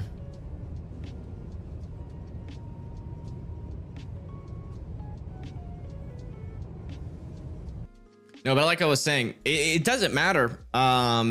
It doesn't matter if, you know, you are accurately reporting that a tornado is hitting your house. You know, if you spam that over and over and over again, you're going to get banned.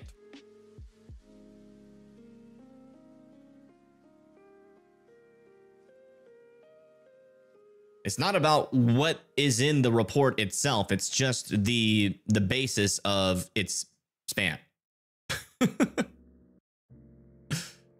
Because everybody's got did I say quiet? Whoops. All right, well, if the tornado forms, that's on me. That's my fault. But yeah, that's what I'm saying. Like, you know, everybody's got questions, and when you spam, no one gets their questions answered. So it doesn't matter how important you think your question is, you know, just don't spam it. If we get to it, we get to it. If we don't, spamming is going to make it 10 times more unlikely that I don't answer it. So it's just annoying, and then you get banned. Then you'll never be able to ask a question again.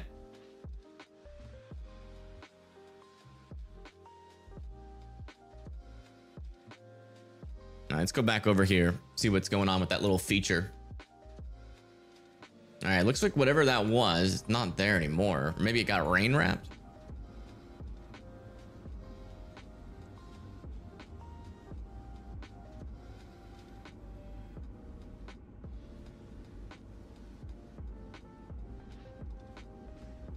Oh, I know why we're getting more trolls than usual.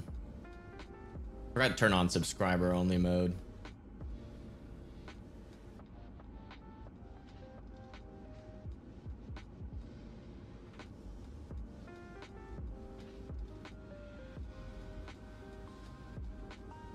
Yeah, rain's clearing out right now, but I think it's going to fill right back in as that storm comes in from the west. I'm expecting this thing to take a big to speed up or deviate south more as that western updraft merges with this one. Interesting theory. Is backed by science. Typically when these storms get more mass, which can happen when you get a merger, that's what he was talking about. This storm over here merges into this storm, causing it to surge to the south, maybe having a little bit of a better chance latching onto that boundary. As of right now, though, it is struggling, and there hasn't really been much of a merge yet. They are getting closer. So maybe after they fully merge, I could make an argument that it tries one more time, but if it fully merges and then still doesn't latch onto the boundary, that's probably going to be it. And check the weather in Maryland. Sure. Yeah, we got some storms out over there, mainly over here near Annapolis. Not severe yet, but I wouldn't rule out a severe thunderstorm warning with these guys. Got a big old cluster of storms. They're really not moving that much. There might even be a little bit of a flood threat in some of these areas, like especially back over here near like Great Falls and Potomac. A lot of rain has kind of fallen over those areas, and yeah, might continue for a while. Let me see if there's a flash flood warning over there. Yeah, there is. And near Potomac and North Batista, we have observed and considerable flash flooding ongoing out over here, with a couple of flash flood reports near Silver Springs. Water rescue reported at the intersection of Cedar Avenue and Old Philadelphia Avenue. Water reported to be flowing at least 1 foot deep. Jeez Louise, there's some serious flooding there. Not good. So yeah, that's I would say that's your most dangerous threat out of those storms, is that flooding threat. You just said they're rescuing people? Okay. Sorry, I missed that. Let me see if I can get a view on that. Probably a low chance, as usually the traffic cameras are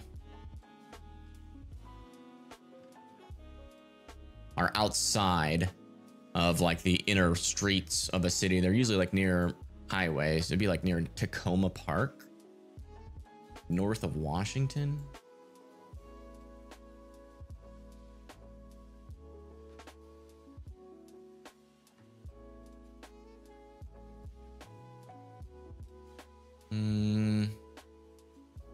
Near Chillum. See if I can search for it.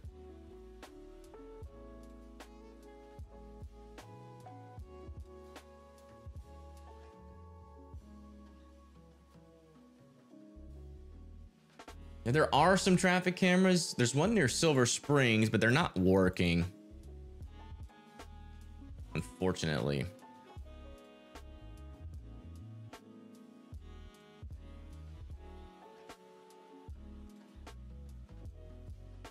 I will bring this up though. Let's come over to here.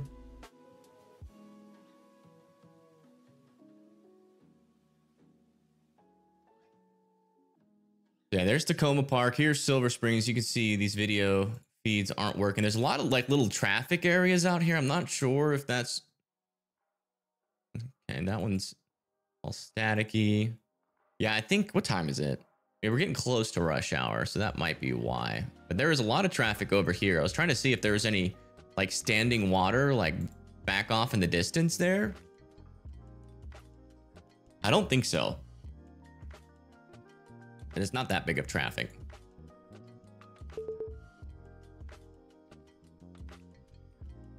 Okay, it looks like these storms are officially merging here. Also looks like another storm is trying to develop like over the North Platte area itself, kind of near where our boundary is. How's my weather? I think we've missed most thunderstorms out here. Yeah, couple thunderstorms out there, but nothing like too crazy. It's been nice and cloudy and cool all day. That was nice. So Ohio storms a bust tonight? Kind of, yeah. I mean, there are some storms over there. Maybe could get some severe weather out of there. Maybe some stronger winds over here near Hillsboro heading towards Greenfield. About all I'm seeing right now. That maybe some like weak rotation over here near Clarksburg as well, but that really shouldn't turn into anything.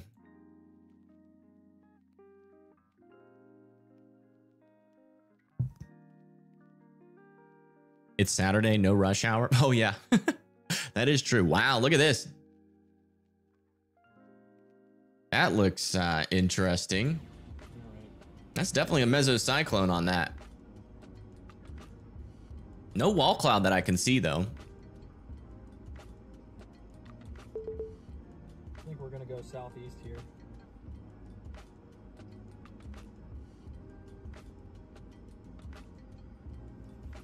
Today, I mean, we are getting close to being able to put the fries in the bag. But I think we'll really only be able to do that after these storms merge. After they merge, and if they're still outflow dominant, I think that's a fries in the bag moment. Okay, gotcha. It was warm and muggy in South Mississippi. Yeah, it's been warm and muggy. It's been crazy hot here. Like, I don't think I've ever sweat so much in my life. I've been like chugging Gatorade to replace all the electrolytes that I lose. Yeah, so we just got a little bit of an upgrade here. Well, actually, no, that's just an extension. Down to the south and east to Etna with some golf ball sized hail here in Nebraska. And again, these storms are merging. We could get one more surge out of these storms, and if that happens, our tornado chances will briefly go up again and fall back to zero, though, if they're going to be outflow dominant. What about the fries and the burger? You can do that too. It's tasty. I've tried it. It really helps though if the fries have a very crispy exterior. That is the way to go. Oops, wrong button. Want to go over to Pagey here. Just make sure we're current. Yeah, it looks like they're getting well out ahead of this storm. So if I had to guess, they're going to turn back around and look at it eventually.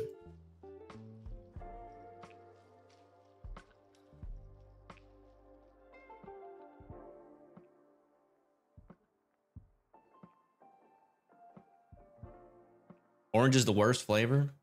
I like it. We also have a, wow, tennis ball sized hail coming into Answorth, Nebraska and Long Pine. Guys need to be indoors and away from windows up there. That's a dangerous storm. Fast food business has the best fries. I have no idea. I have no idea. I mean, I like McDonald's fries. But honestly, the best fries that I usually eat are like at a bar. There's a couple of bars out here that have some really nice, really good cooks. Like there's Perfect Timing. It's like a bar and grill. They have really crispy and delicious wings that are almost #1 in the area. Like we got Wingstop, but you know, I think they mass produce it too much and it just kind of ruins it. Like the little hole in the wall bar and grills, like that's usually where I've found my favorite fries, with a nice little crispy exterior, fluffy on the inside. Their wings are really good. Fries are also really good at Furniture Factory, which is another bar and grill. They have like live music there as well. Oh my goodness. A new PDS severe thunderstorm warning has been issued. Wow. 3-inch hail on this storm near Tyrone. Watch out. That is a dangerous hailstorm coming down towards Tyrone, Nebraska. You guys have little time to prepare, unfortunately, but I would get well away from those windows. Here's a new view here from Jacob, who's over here near Arnold, Nebraska. Interesting motion here. I think it's about to let out a huge hook. It could. The merger is happening. Outflow surge is, I wouldn't say likely, but is possible. I do agree in his assessment that, you know, if this storm increases mass by a bit, it could make one more surge for that outflow boundary.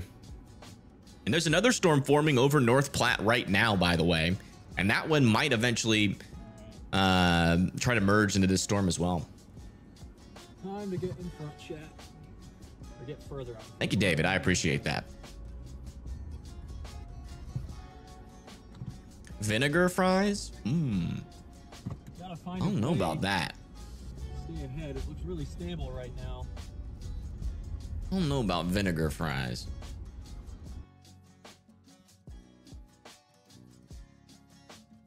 I like the chips. Is that a hail core in there? Absolutely. Yeah, this storm has golf ball sized hail in it. And then back over here near Tyrone, our biggest hail core of this area, pretty much today, or not today, but of right now, is this 3-inch hail core. We got a 2-inch hail core storm over here near Stewart, Colorado, 60-mile-per-hour winds. And then we've got a tennis ball sized hailstorm, or not tennis ball. Yeah. Is that tennis ball? Yeah. Tennis ball sized hail going into Answorth and Long Pine. Spice fries. Yeah. Like a little bit of spice on there. I do like that when it's not just salt, but it can't be like sweet. It has to be like a, you know, umami type spices. Am I sore from push-ups? I actually am. Mixture between golfing and push-ups did a number on my pectorals. Steak fries? Are those like the thicker fries, I guess? Sake fries? That's nasty. Oh yeah, look at this. Starting to see an increase in the winds again in our RFD. You see how it hasn't really been doing much, and then all of a sudden, as these storms are about to merge, really start to see those winds increase in that RFD. We'll see.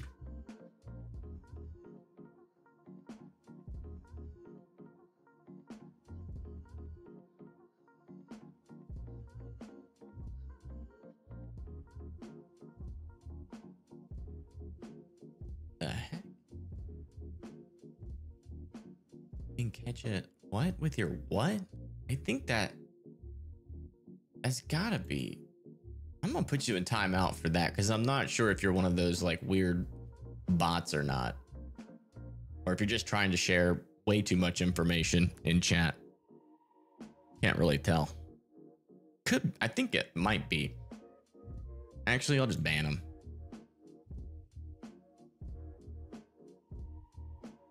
South Hill, Virginia, sure.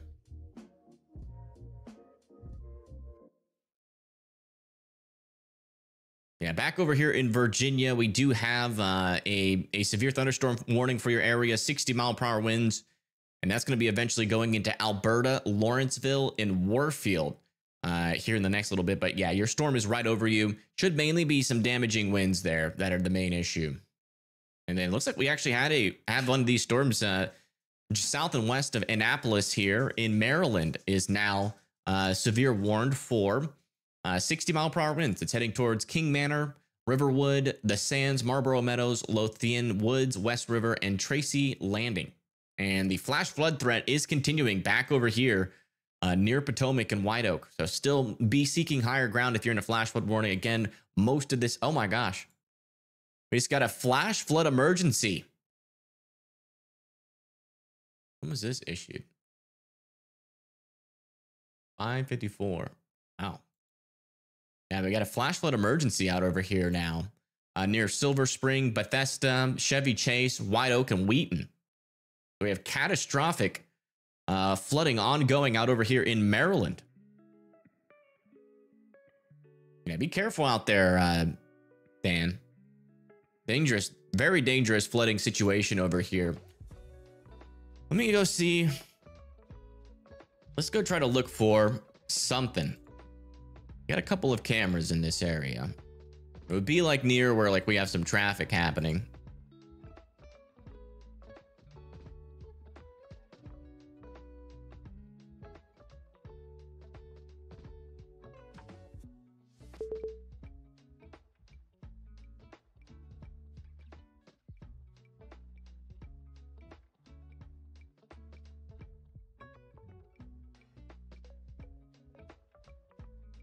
I don't see anything there.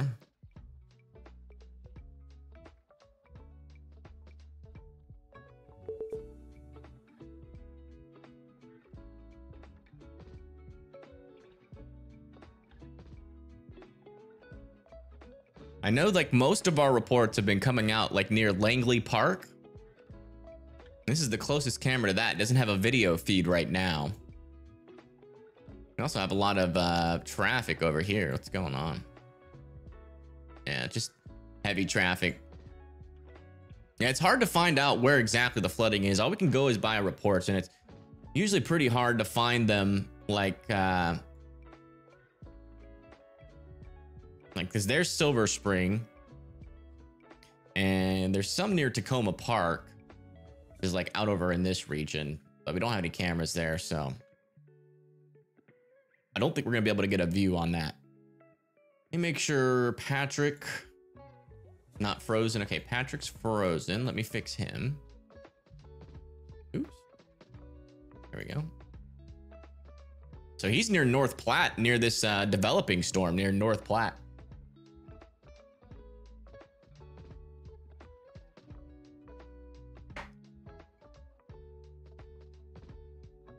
Let me see where, I know Moderate Motley is chasing today. I'm not sure if he's going to go as far north as Maryland.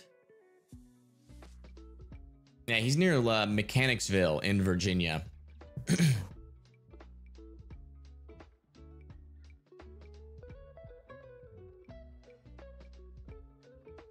Yeah, watch out over there near Annapolis. In this Silver Spring area, very dangerous flooding is ongoing, and there's more rain to come. Dan, if you get anything on those scanners there, let me know. Yeah, we almost have a complete merge with our storms now, so, and we are still seeing that RFD increase. So if we're going to see this thing try to produce, it's going to be here shortly. Oh, what's going on? Okay. Yeah, this is the storm that's developing over North Platte. Pretty interesting looking storm, even though it's like very immature. It's like on its beginning stages. I wouldn't rule out some hail in northern North Platte.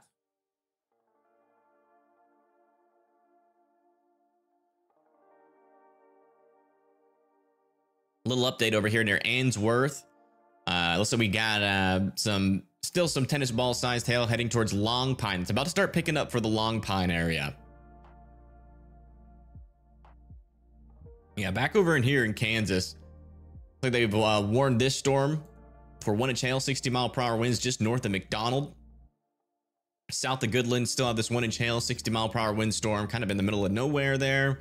And still near Sheridan Lake, still dealing with a storm out here with some ping pong ball sized hail now.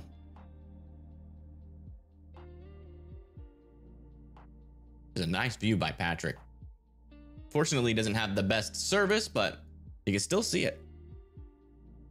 A little bit of the inflow tail hail core on the left side of that.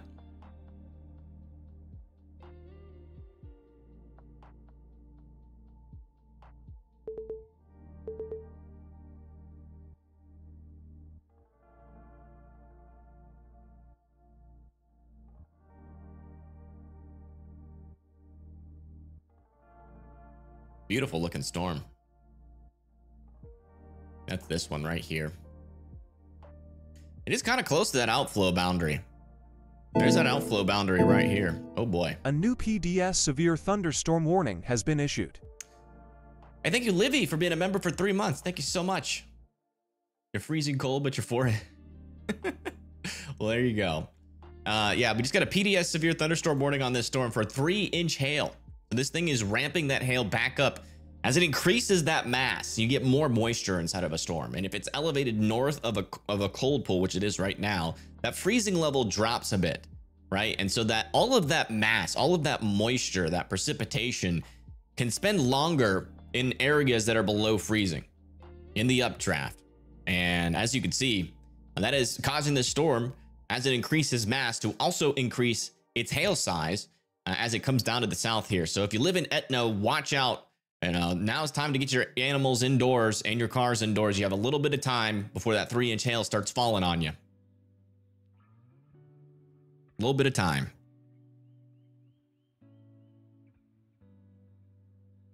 You don't want cake? Give duck. Okay. I give duck.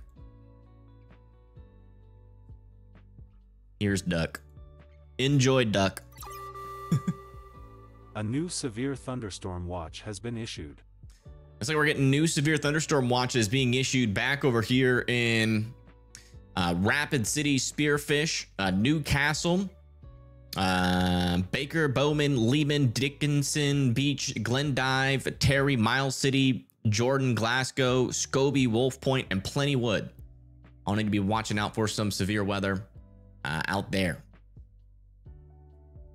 The summary is thunderstorms are beginning to develop across part of eastern Montana and northeast Wyoming. This activity will spread east-southeastward through the evening, posing a risk of large hail and damaging winds. Severe thunderstorms watch areas approximately along 60 statute miles. Few severe thunderstorms with hail. Okay, yeah.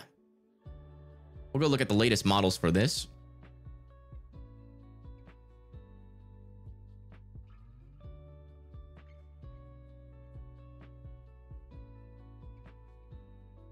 Yeah, it looks like storms are developing now.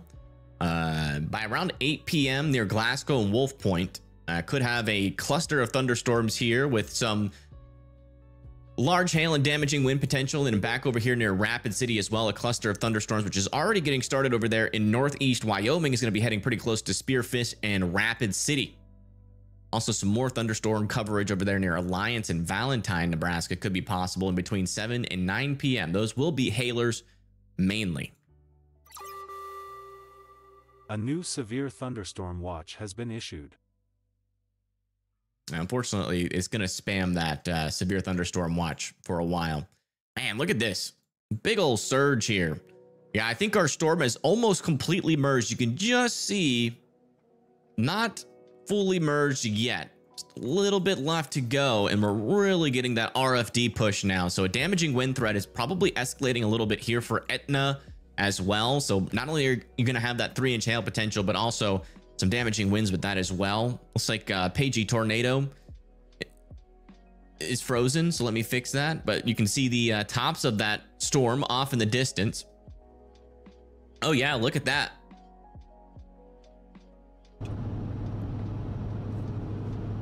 There's your storm. You see some structure on it as well. I wonder if it would stick to like this. You guys quacked me up. Sure. That's a good one. Yeah, you'll see this. It started right here, cracked all the way across. Jeez. For whatever reason. Got absolutely hammered. Which thankfully it did, so we can still drive.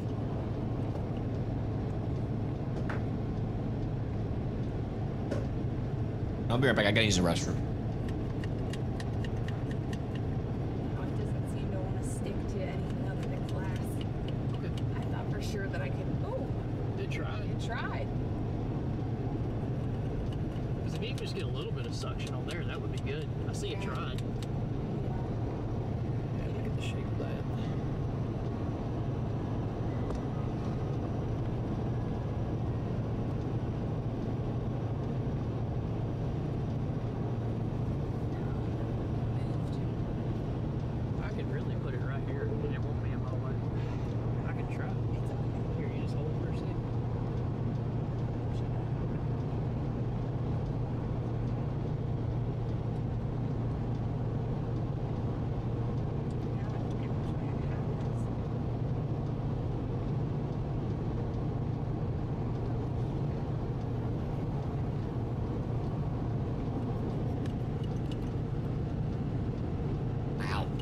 That's quite the storm there.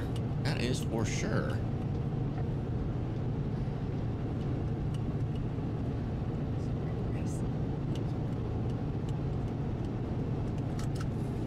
Their windshield is quacked? Okay. Coming in strong with the punny joke. A new severe thunderstorm watch has been issued. It is still saying severe thunderstorm watch over and over, isn't it? There's glass on the windshield or on the dashboard. Oh, wow. Glass on the dash.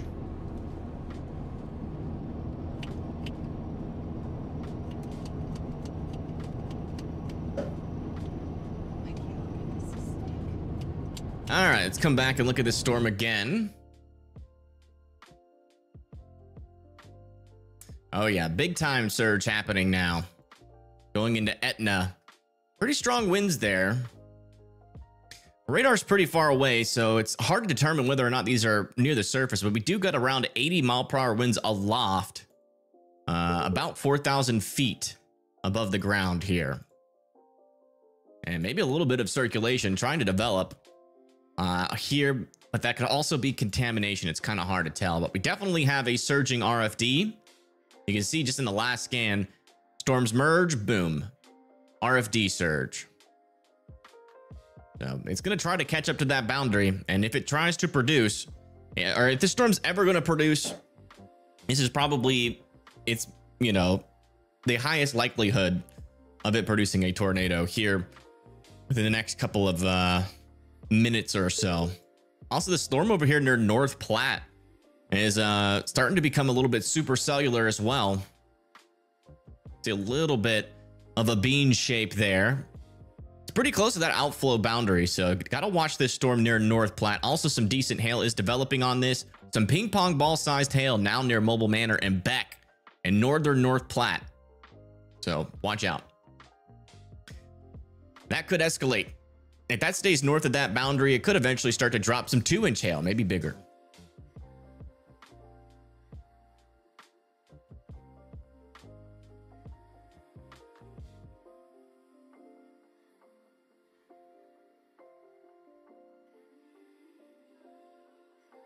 How bad does it look in Cedar Grove, North Carolina?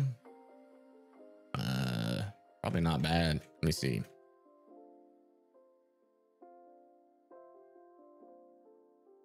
Got some rain. That's about it. Maybe some thunder here and there. Biggest problems over here in Virginia and in this area in general. These storms down over here with some 60-mile-per-hour winds heading towards Petersburg, Warfield, Lawrenceville. And then back over here, we have a flash flood emergency for Silver Springs at North Batista in that area. So I'd be watching out. Dangerous situation developing over there. Oh my goodness. Pagey Tornado probably has a pretty good view of this storm, but it's hard to tell. Too much hail. Can't see.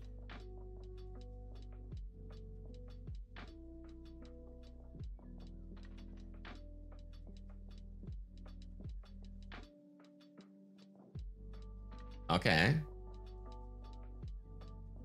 There we go.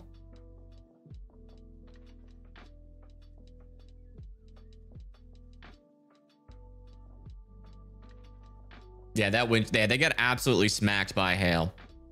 You don't have to feel bad for them, though. They did it on purpose. They meant to break their windshield.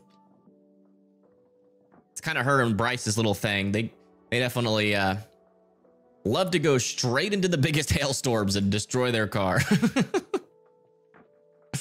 That is something that they enjoy doing.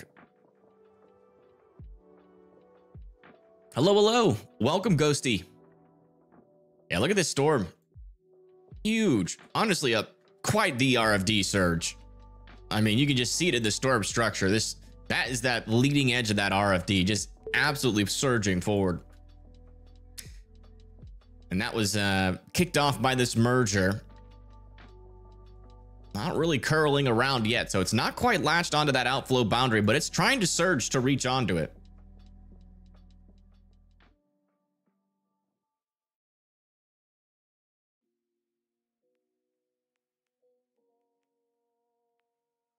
What's the outlook in Roanoke, Virginia? Right now, I think you guys are in a marginal. Yeah. Marginal risk for Roanoke. The current radar. Got a couple of storms forming near Blacksburg and Radford.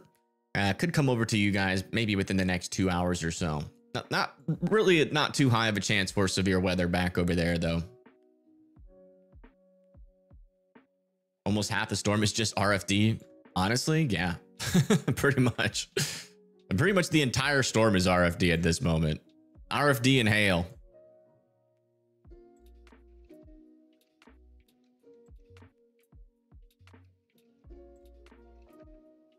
That's what the storm looks like. So the bit rate at what? 750. 750. Okay.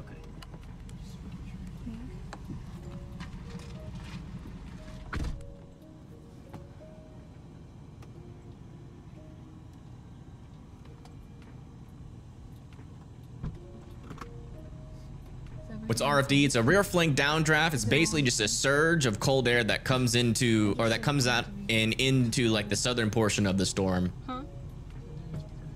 Usually surges to the south of the mesocyclone. It's blown out.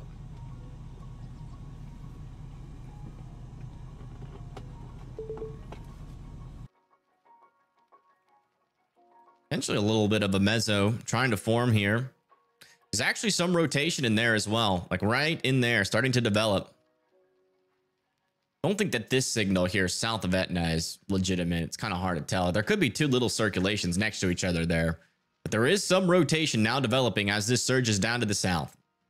Kind of see that outflow boundary. It's pretty much coming right into that area, so it is trying. It looks a little messy, but this is kind of the only way the storm can produce a tornado.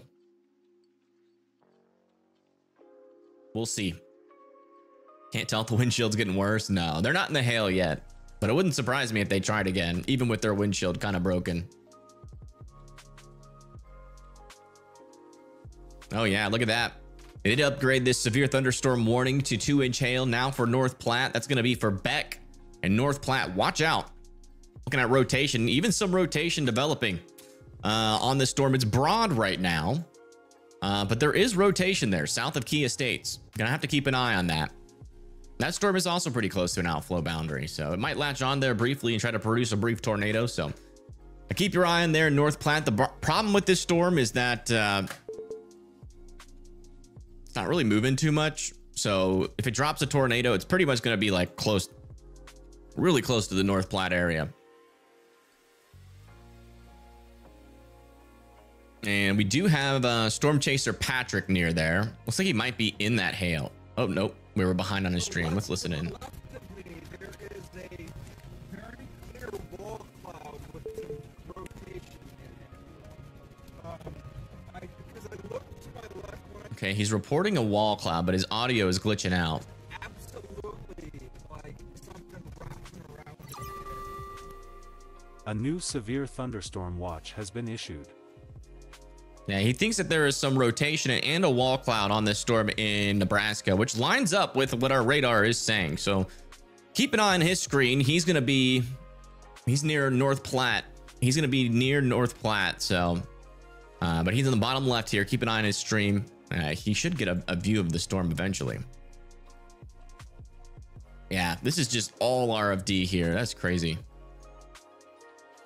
A little bit of a circulation as that latches onto the boundary there, but it looks like it's rain wrapped as far as I can tell from Paige's perspective here. They're in Gothenburg, Nebraska.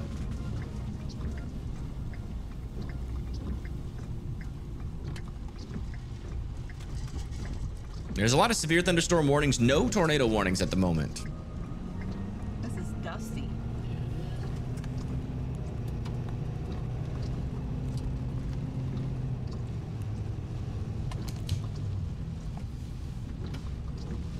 Yeah, the one Paige is on, that's the one that has the big RFD surge on it. Wow, it's They're like right over here in this area somewhere. Yeah, maybe some rotation developing right here. It's just very messy view. That's definitely contamination up there, but this down here could be some rotation trying to develop there south and east of Etna. It looks like our latest scan on this storm near North Platte, that rotation is still there, but it's still very broad. Not really overly tornadic at this moment. It looks like Patrick did turn around. Oh, he's getting that hail. Looks like he cracked his windshield. And there's potentially 2-inch hail inside of this storm. I'm basically inside the notch right now. That's not where I want to be. His audio is a little bit oof. Because I know that this thing's got behind a couple scans. Ooh, you can kind of hear that hail though. That's why I have it on, even though it sounds glitchy.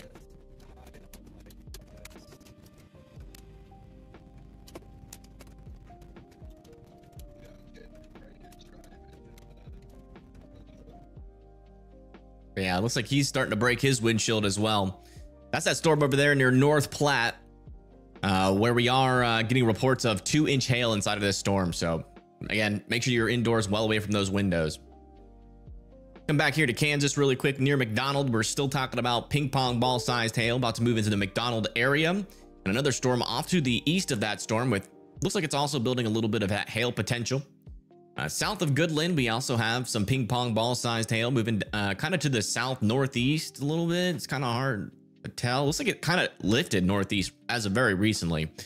So that's going to come maybe more closer to like southern Goodland. And then we have this storm that's pretty elevated 1-inch hail over here just to the east of Mount Pearl in Colorado.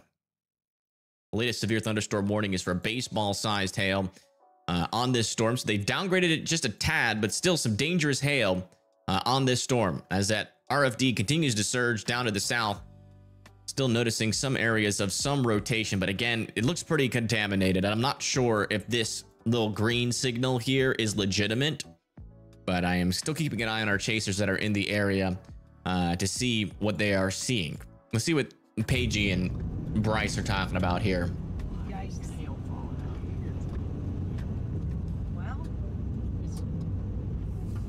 How big is 2-inch hail? It's about as big as a hen egg. To see that. Like an egg, like a big egg. Yeah, I see them like poofing. Do you see those?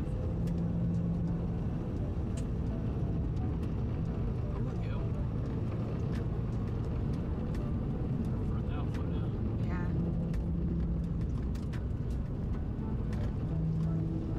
Run!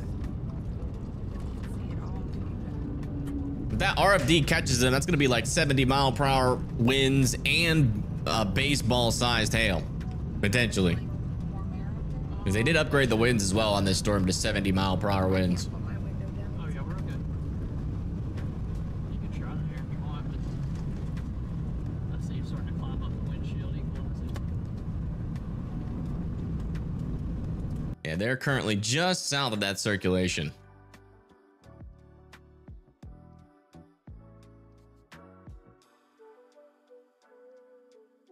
Yeah, I mean, there still appears to be some strengthening circulation potentially in here. Waiting to see if we can get a view on that spot. And Paigey is right to the south of that, so they should turn around in a little bit and give us a nice view. They're trying to get out ahead of it, though, as this storm is really starting to surge to the south now. South-southeast, going to make a pretty close approach to like Lexington, Cozad here in Nebraska. And look at this storm over here south of Bassett with 2-inch hail moving south of Long Pine. Very outflow dominant, but a pretty stout hail core just to the south of Bassett, Nebraska.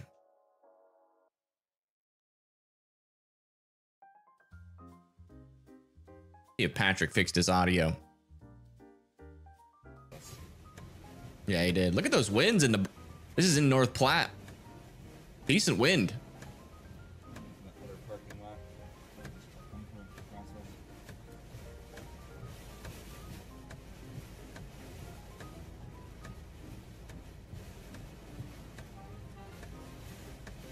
And North Platte's getting it right now. Make sure you're remaining sheltered, especially if you live near any trees. Not sure how many trees are in North Platte, Nebraska, like big enough ones to fall into your roof, but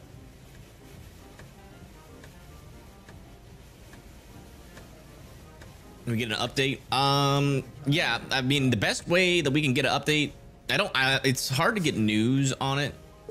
Let me see if I can find news.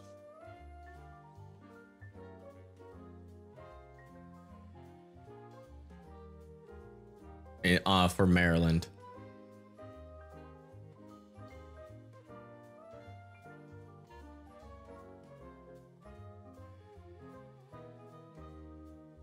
Dan might have some updates too. Yeah, there's a story at a Cedar News. Let's see. Yeah, and have deployed emergency services across neighborhoods in Silver Spring, Maryland. Yeah, it looks like Silver Spring is getting it the hardest, at least.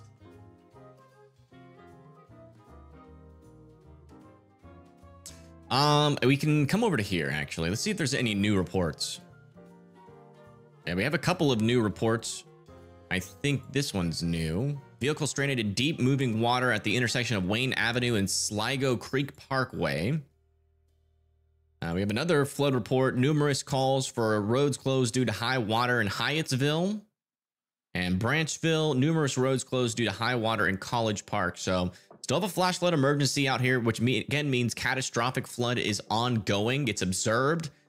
We've already had reports of water rescues out over here near the Silver Spring area. Just trying to get more information. I haven't seen many reports on social media out of this area though, but I'm keeping my eye on it. I haven't really been able to find any cameras in the path as well.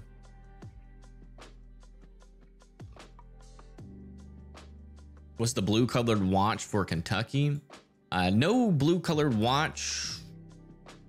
Just some special weather statements. That's what those are. Special weather statements for 40-mile-per-hour winds. This one's heading into Franklin, and you got another one over here near Irvine, Sand Gap, and McKee, Mount Vernon for, again, 40-mile-per-hour winds.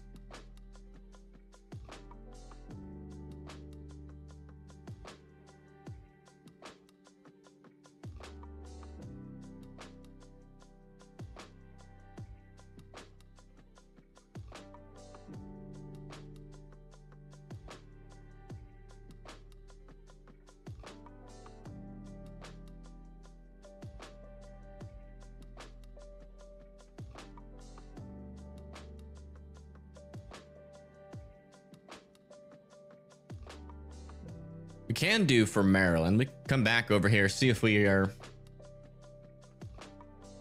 can maybe find some cameras, like near creeks, maybe. Let's see if any of these cameras are like near creeks. Because here's a camera in like the Silver Springs area. It's not up.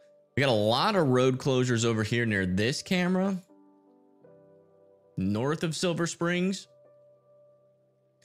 I can't see any flooding on that one.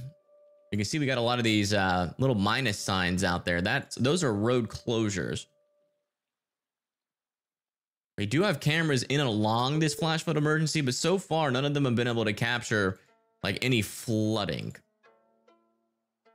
But it's still raining quite heavily. Let's actually go check in on that really quick. Yeah, Silver Springs is about to get another batch here of some heavy rain again. So the flooding is only going to get worse after this heavy rain over here near North Batista and McLean move into the Silver Spring and White Oak and Chilham areas. So please be seeking higher ground still. Also some pretty heavy rain coming into Ellicott City, Woodlawn, Pikesville, and Columbia as well. A couple of storms firing over here look interesting near Delaware too.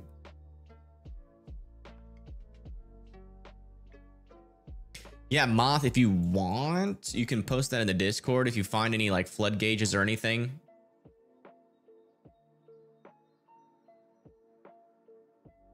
It'd be cool to show. Or helpful. Not very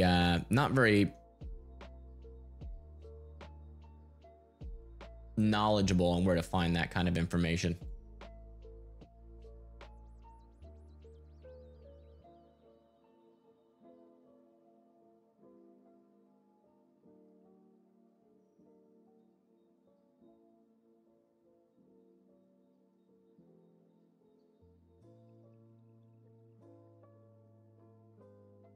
right, let's check back in with our storm here. Oh yeah, looks like that surge is almost done. We're actually getting another surge back over here, but as far as I know, we didn't get any tornadic circulations develop underneath any of these storms as they surge, so it might be done. We'll keep an eye on it still, and we'll continue to look, try to update you guys on that Maryland flash flooding.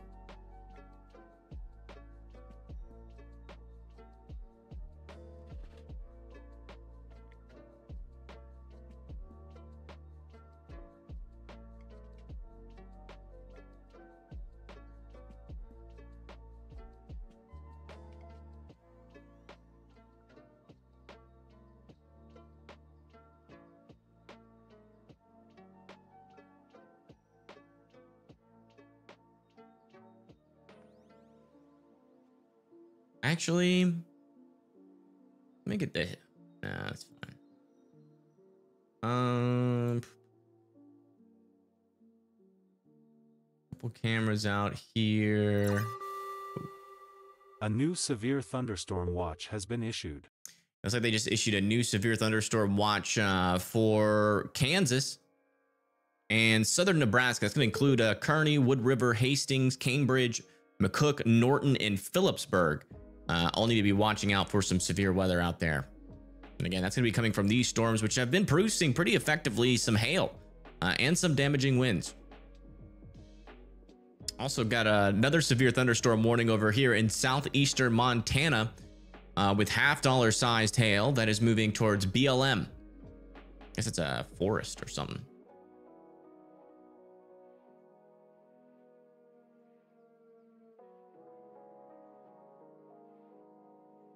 All right, let's come back over to here. I saw something. There's like these little... Trying to find it based on some of these reports here.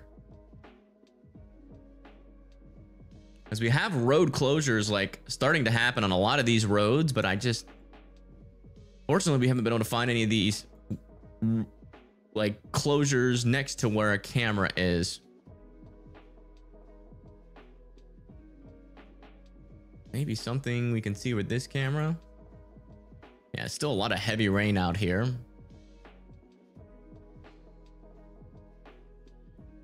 In Maryland.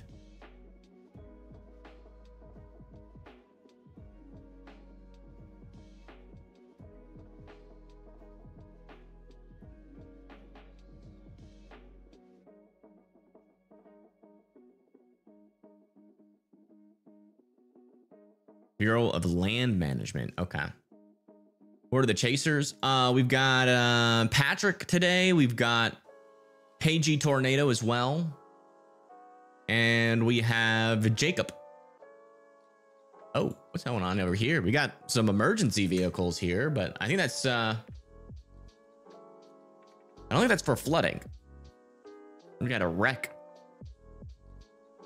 This is near Creekside.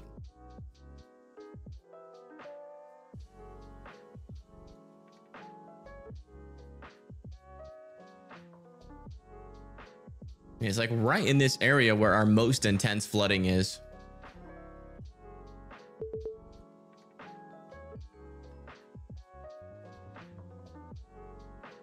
Still, unfortunately, have not been able to get a view on it. Cottage City, where the freeway meets Anacostia Road. Cottage City.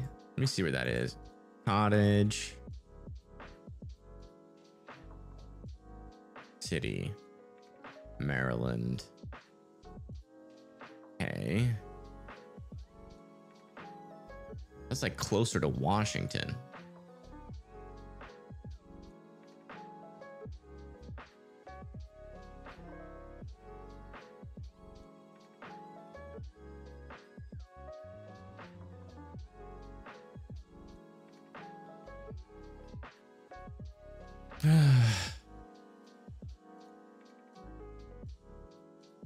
New Carrollton, which is north and east of Cottage City.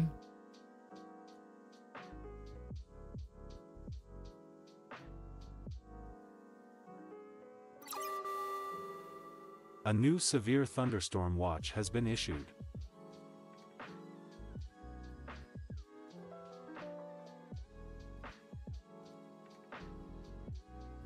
Am I in the right general area?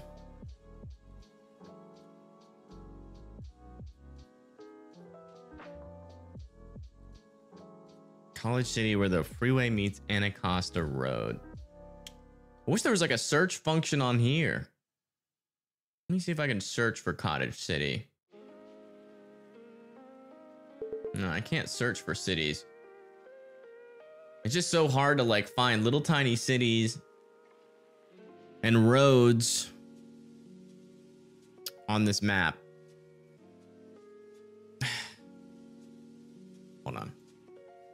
Cottage City, Maryland.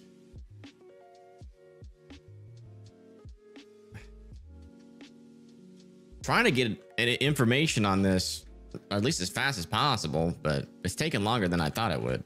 So we might have to give up. I don't know why this isn't searching all of a sudden. Cottage City, Maryland, please. Okay, there's Cottage City. Let's just, well, there's New Carrollton. So there's East Riverdale. Cottage City is just to the south and south and west of East Riverdale. Oh yeah, there's no cameras near there.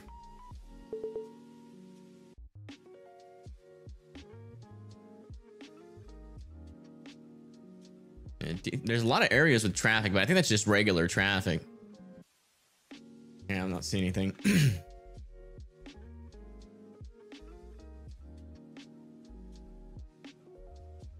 Go put a screenshot. Okay. Yeah, just put it in chat, in Discord. I'll be watching. Are you seeing like floods there?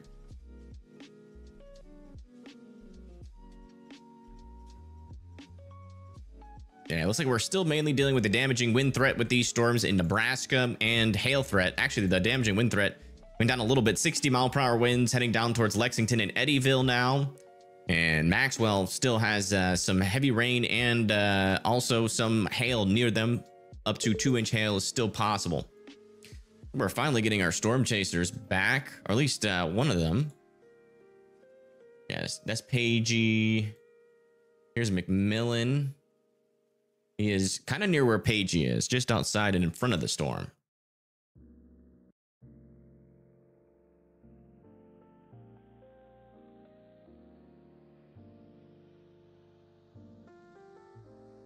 Why is there a Mount Rainier in Maryland? I have no idea. All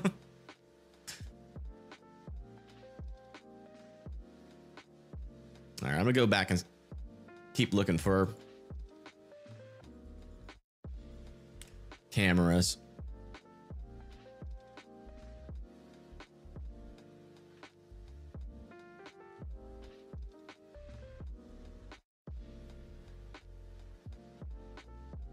We're trying to get an eye on this flooding that's happening. We have a flash flood emergency in Maryland.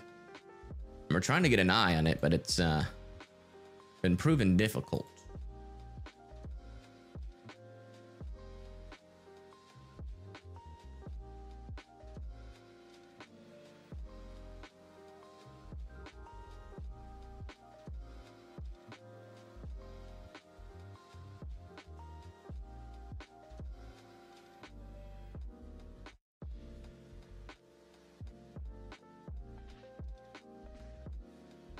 There are so many cameras to choose from. But I do believe we can eventually maybe see something. All this road over here is closed. I'm not sure why, though.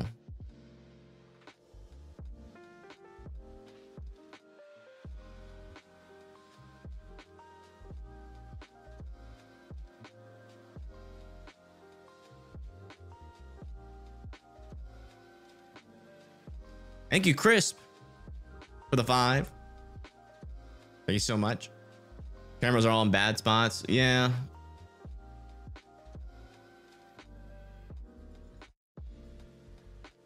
mean, the most flooding that we're getting reported is out of here, but I haven't been able to find.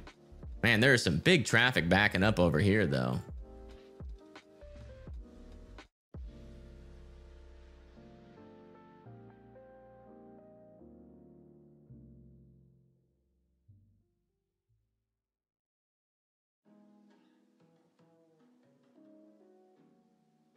Maybe there's flooding near the river.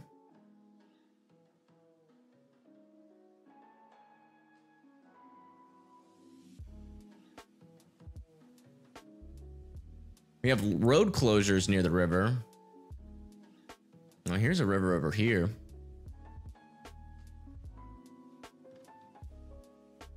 It's kind of near like a creek and a river, but it's not working.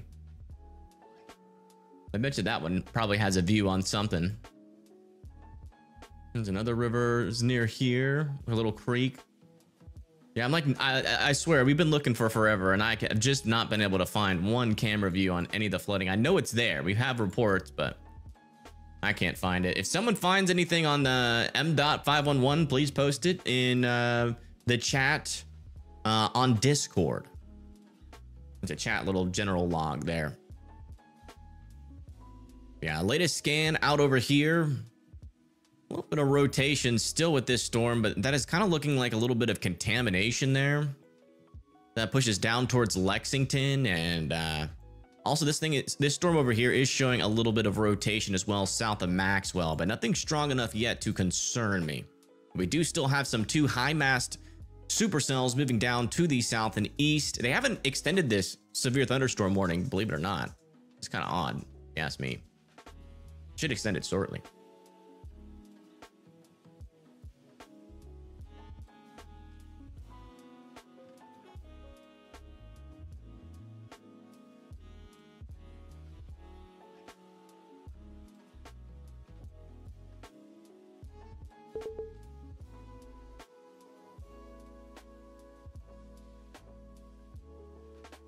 Coastal Highway at 94th. I don't know how I'm supposed to find that. Just by looking at it. I don't even know what's the Coastal Highway is. Fortunately, there's just no way to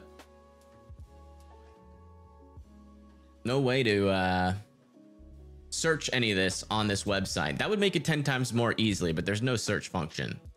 I can't search for like exact areas. I have to like find it using my eyeballs, which is a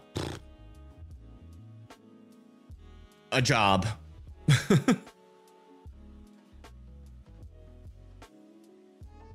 You're in tomorrow's risk area tomorrow. Gotcha. How do you join the Discord? Let me post that link in chat for you guys really quick.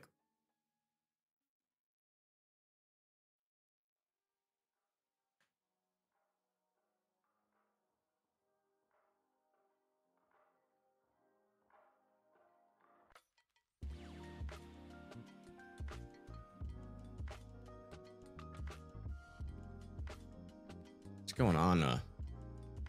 Is he frozen over here? Yeah, that's frozen. Fix that.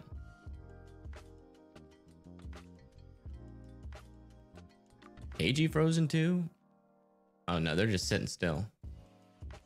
If they're looking back at the storm is looking not good. That storm is looking like it's struggling.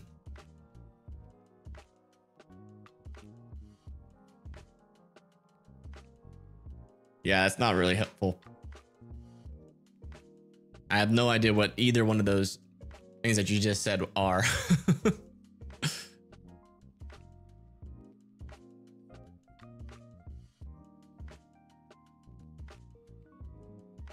It looks like some more heavy rain is now coming into Silver Springs after this bout of rain. There still seems like we have a boundary here that is still producing rain and showers, though. I'm not sure if that's going to continue or if that's going to fall apart, but it does look like some drier air is about to move in to the Silver Springs area. So hopefully the rainfall amounts start to go down a little bit after this final little bit passes there in Maryland.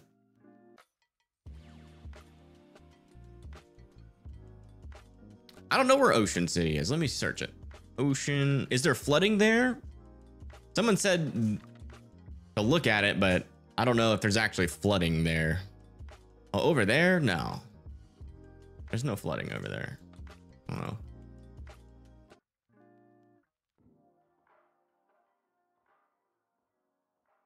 I thought Starlink was supposed to solve the reception problems. It can. But the thing is, when you get a really tall thunderstorm, it kind of blocks the signal. So when you're like under a thunderstorm, usually if you have like one of those automatic signal switchers, it'll switch to your cell phone service. And you know, if you don't have any cell phone service in that scenario, you're not going to really see much. No. Nothing answered. No one answered? Oh, okay. Stop connecting to my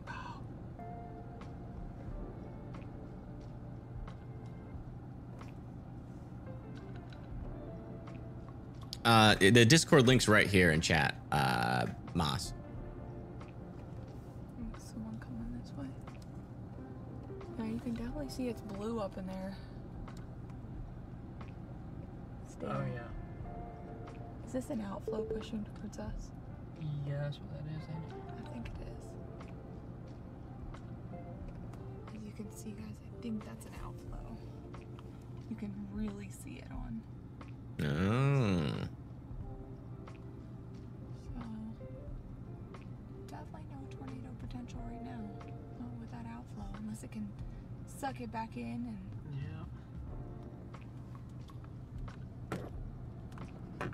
And we'll see. We'll see. I will say on radar, I've seen weirder things, but... this storm is looking like it's done for the day, but wouldn't rule out some surprises still. Thank you, Dragon, for the 5. Thank you so much.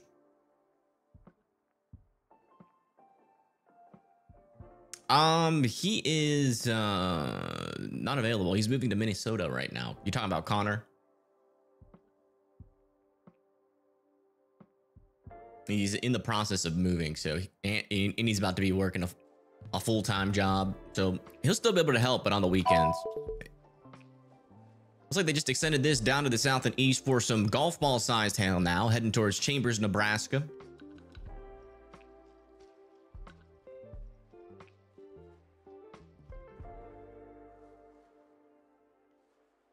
Let me make sure we're current on these other chasers stream. This is Jacob. He's still getting out ahead of this storm. And here is Patrick, who is inside of the storm near Brady, Nebraska. Same here. Still seems to be some pretty strong winds. Yeah, I just drove through the craziest hailstorm. Yeah. Yeah, same here. There were so many people in the left lane that were only going like 30 miles an hour. So I was weaving through the storm, weaving through the traffic just to get moving. Storm Owner Media retire. Not the whole, not all of Storm Owner Media. Garrett's still gonna chase for Storm Owner Media, but DL Scales has retired from chasing.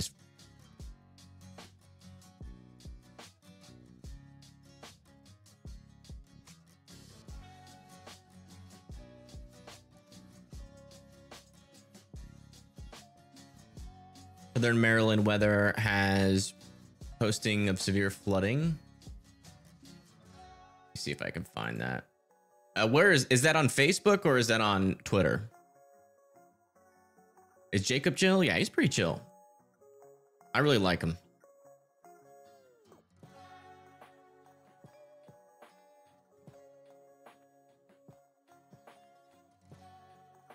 It looks like Fox Weather posted a story about this. Maybe they have some information that we haven't learned about yet. Torrential rainfall, Maryland. Multiple water rescues have occurred. Emergency management officials warned of significant flash flooding along the Sligo Creek watershed, where water levels rose quickly, with several water rescues reported in Montgomery County. Rainfall rates as high as 1 to 2 inches per hour. River gauge along a nearby creek recorded a dramatic 10-foot rise in water levels in just 30 minutes. Wow. And there are some images in this news story, so I'll post that in chat. I can't show you guys, but yeah, there's some intense flooding along the creek. There's some images in that news story. Photos shared by Maryland National Park Police showed recreational areas completely submerged, with playground and picnic tables surrounded by muddy water. So yeah, some pretty intense flooding is ongoing. And Dan says your neighborhood is flooded up to 2 feet. Lobby of your building in Batista is flooded. Really? You want to give us eyes on that by chance? Can you like see it from your apartment?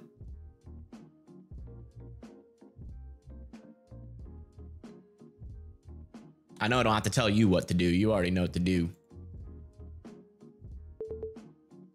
You know exactly where that is. That's exactly what happened a couple of years ago. Sligo Creek overflowed. Wow. Your work in Virginia. That came from your neighbor. Oh, wow. So you might not be able to drive home.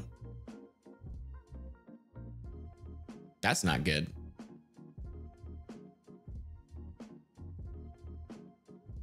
Little update on our severe storms down here. Yeah, not really seeing any convincing areas of rotation on this. Still appears to be pretty outflow dominated. Looks like maybe these two cells might try to merge, or at least interact with each other. Meaning likely that outflow issues will probably still be prevalent.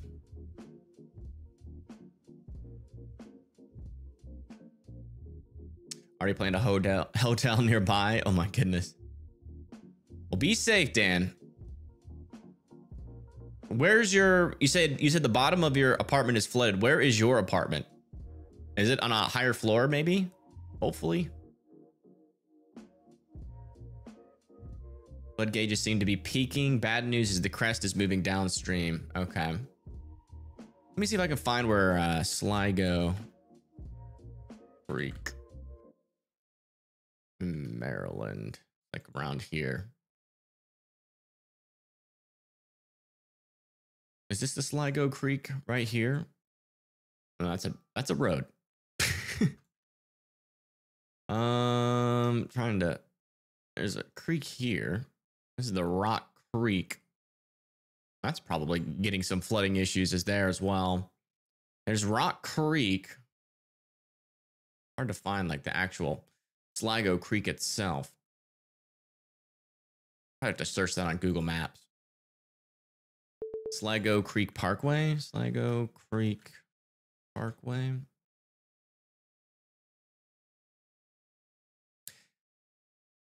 Oh yeah, there's Sligo Creek. So yeah, we're gonna have some flooding waters moving down Sligo Creek. But that's going to be coming towards Sligo Creek. Yeah, pretty much if you live near Sligo Creek Parkway, which pretty much just follows the Sligo Creek, that is, you're going to have some higher flood waters kind of move down towards you. So like areas in Carroll Heights, Highlands, University Park, like out over here near Chilham, all need to be really watching that creek as the flood levels are probably going to continue to rise as that moves down the way there. Also over here near Richmond, a severe thunderstorm warning with 60-mile-per-hour. Oh, never mind. They just let that. Never mind. They let it expire and then they brought it back up. 60-mile-per-hour winds coming into Short Pump and Mannequin out over here in Virginia.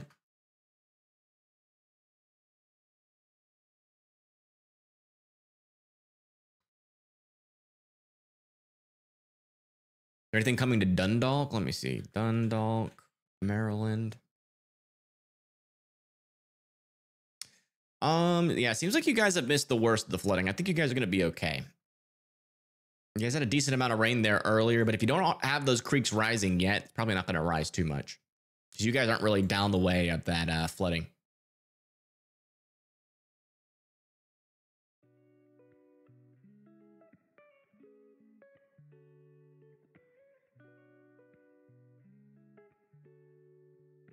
Yeah, I mean, we have some a decent amount of flood reports down over here near like Chilham and Silver Spring, but that's really our worst flooding in the country right now. We also have some decent flooding in like Illinois and Indiana as well. We've had a lot of flash flood reports out over there. And we had some heavier rain over here near LaPorte in Indiana. But like, yeah, no flooding in New York. There was some like a week ago though there. Hey Bowers, welcome, welcome. You spotted a funnel not too long ago, but it calmed down now. Posted a video on Discord.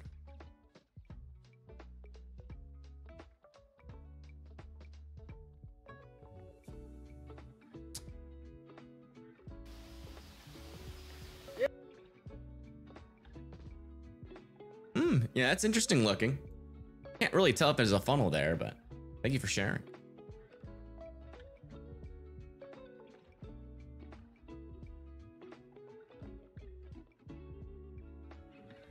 Ooh. Is that something there? A little area of rotation developing here just to the west of Eddyville. Does seem like the core of that rotation though is in the inflow. That might be inflow clearing. We'll see how that develops.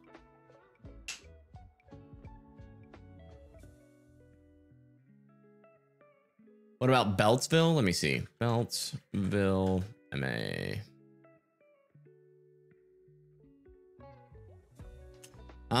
Yeah, I mean, I think you guys have had, there is like the Indian Creek that's near you guys. I've definitely watched the Indian Creek. Like it snakes down through here. Yeah, I would keep an eye, like if you live over there near the Indian Creek. I think we've had some reports near Beltsville. Yeah, we've had some flooding reports near Branchville. Numerous roads closed in College Park, and then north of Greenbelt, Baltimore Washington Parkway closed at Power Mill Road. 1 to 2 feet of water flowing across the, wait. I think we should be able to get a cam on that. Hey, thank you, Dylan, for being a member for 7 months, and same with Yandel. Thank you, thank you. Let me see if I mean, it's an interstate, so maybe our camera near there.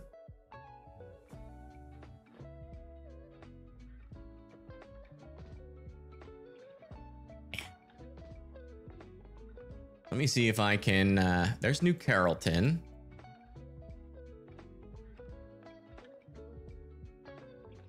I mean, it should be like this camera here.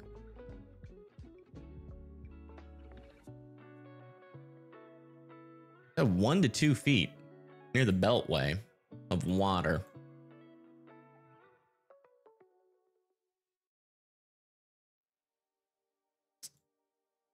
Hey, of course the camera that's like right there, there's no video available. Ay, ay, ay. Yeah, I mean, there's some traffic up there.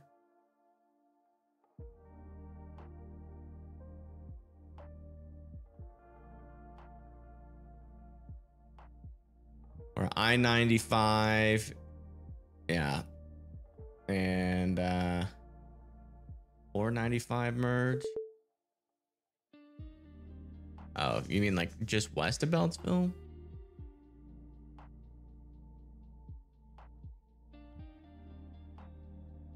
Right here. Yeah, there's a lot of traffic in this area. I'm not sure if that's caused by flooding or not. There is a lot of traffic.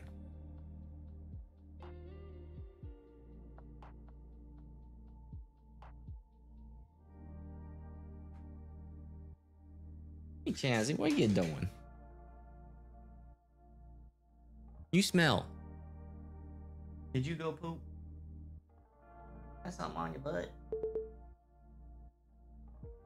Did you roll in something? Pink.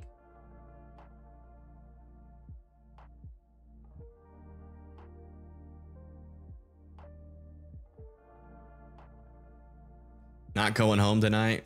No, I'm sorry about that, man. Hopefully I mean, they sometimes, I would, you know, stay tuned to local sources. Maybe it'll clear out by tonight. Dundalk is all right, Sandwell, but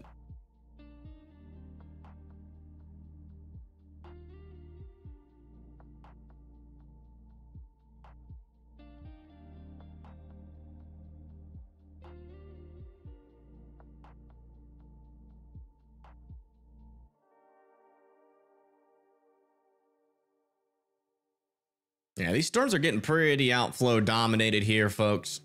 I think our tornado threat's going down quite precipitously over here in Nebraska. Thankfully.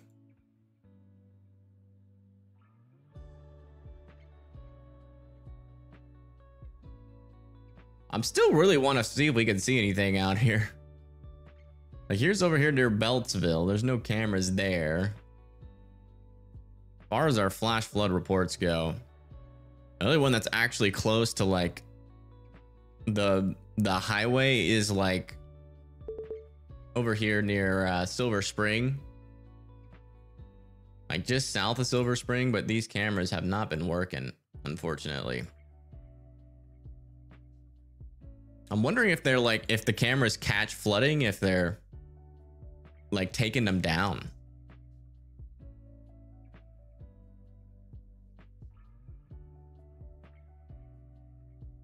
What are you doing, Chazzy? It's not time to eat yet. It's not time to eat yet. What are you doing?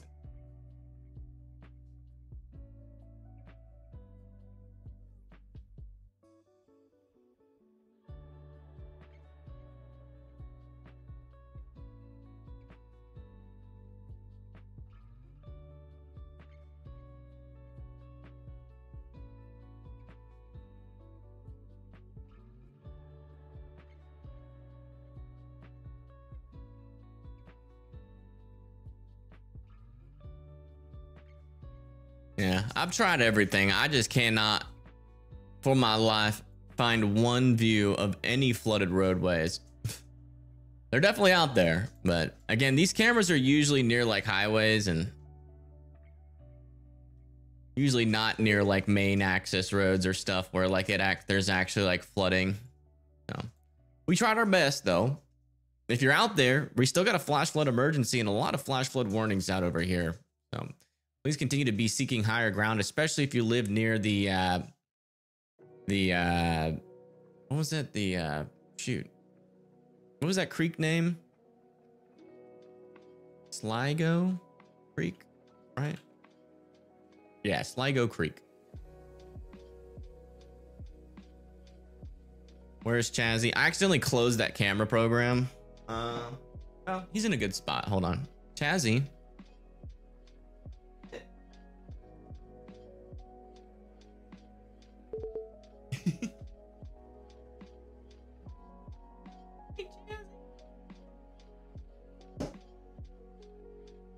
He keeps on jumping up, trying to get my attention. Hey, mamas.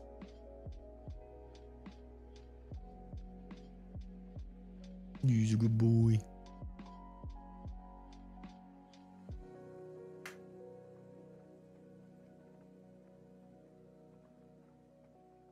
That is a dog. It is indeed a dog. Yes, that's great. And it's an astute observation. Yeah, I'm gonna be honest. These storms are really not looking like storms that will produce. This one does still have a little bit of broad circulation, but it's pretty obvious just by the way that it's structured here on radar that it is behind that outflow boundary still. But I mean, 60-mile-per-hour winds are still possible. And we got some 2-inch hail actually over here near Montana. Check this out. Over here just to the south of Ekalaka. A cool name.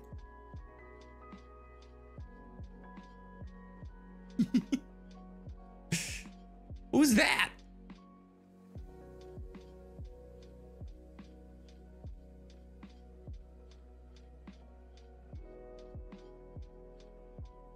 What you doing, Mr. Mubbers?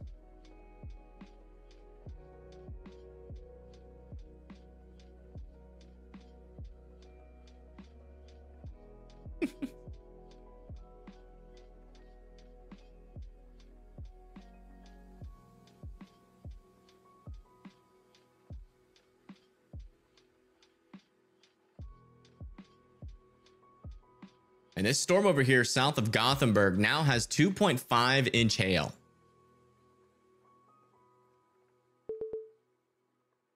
I think I'm going to restructure my chasers here.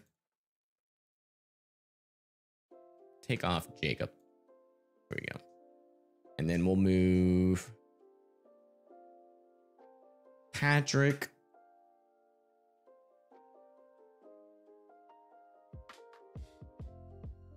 To Jacob's spot.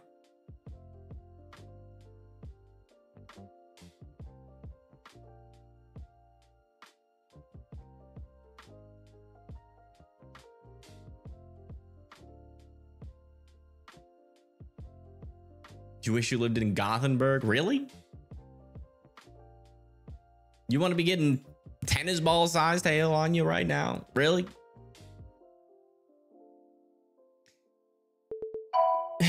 I've been popping in and out, but I've missed if there's going to be anything big later. Like big as in what?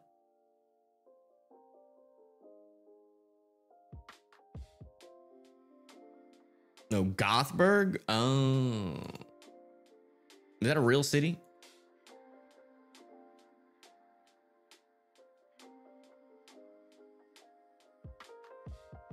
It's Gothberg Road. There's Gottberg in Germany. Is that just your feels right now?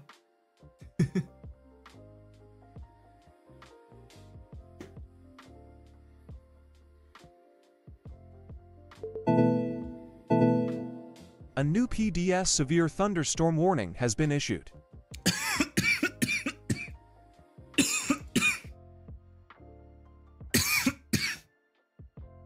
Yikes. I just inhaled Gatorade. Would not recommend. 3-inch hail is now being warned on this storm south of Vroman. Moving south of 80. Guys need to be indoors and away from windows. Still mainly outflow dominated storm, but still a big hail threat.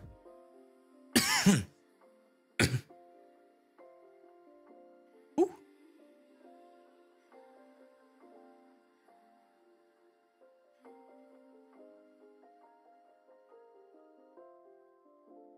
What you doing, Chazzy? What's up, Mr. Mars? I know, I see you. Oh. Bad timing. Look at all that hair you got. What is this? Are you shedding? Look at all that hair. My goodness.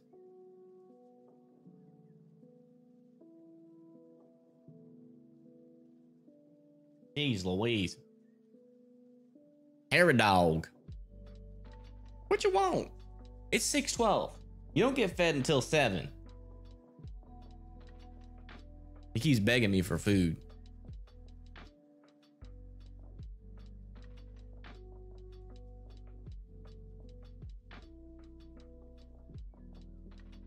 He's walking away now. He's like, screw this. All right. Back over here near Chambers. Some golf ball sized hail still heading towards you. Watch out for that. Definitely gonna get loud and a little bit rowdy over there. Looks like that heavier rain that was coming for Silver Spring has kind of fallen apart here, so it's getting a little bit lighter as it moves into Odenton, Silverna Park, and Glen Burnie. So floodwaters will continue to rise downstream, but upstream we should be seeing those floodwaters slowly go down over time as we go into the nighttime hours further and further in.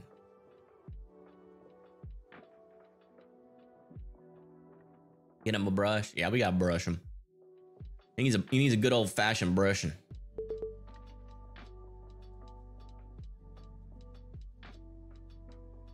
That's the thing with him. If I brush him and get all that hair off, it'll just come back. He sheds like crazy. When he starts shedding, it's pretty much game over. Just tons of shedding. What's going on over here? A little bit of rotation back in this thing. Might be hail contamination. Weird multiple cell interaction here though. Got like one little cell trying to form back here. And a little area of rotation there. Let me see where that is located. That's moving away. It's moving toward. I mean, that's cyclonic. It's weird though because there should be an outflow boundary whale down here. So I'm guessing this is probably hail contamination.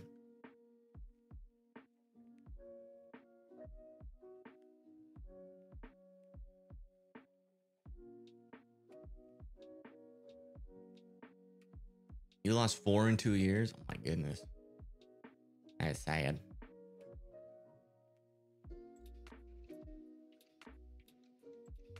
Frequently surprised me. That's what I'm saying. Like, you would think like some of the hair clumps I can pull off of Chaz that he would be bald after that, but he's got plenty of hair left.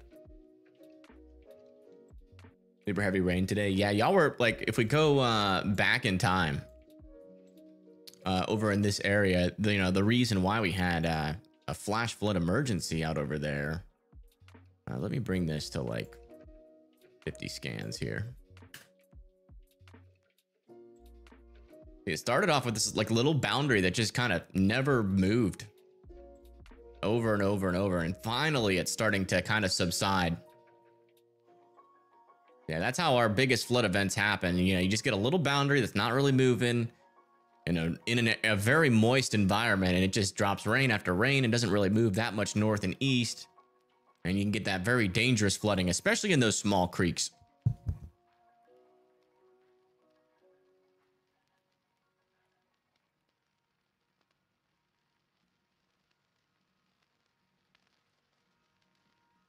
What about the Ohio Mississippi rivers? They're fine.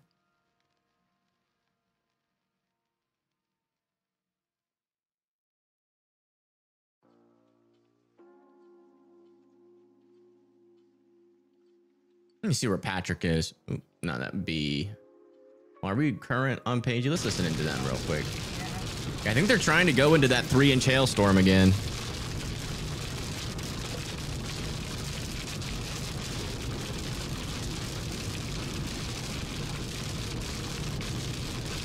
Oh, wow. That's a lot of rain. Yeah, Paigey did that to our windshield today. Yeah. Unfortunately, she didn't have very good service, so we couldn't watch along, but yeah. That happened today, and it looks like they might be trying to finish their windshield off. They're getting pretty darn close to this 3-inch hailstorm.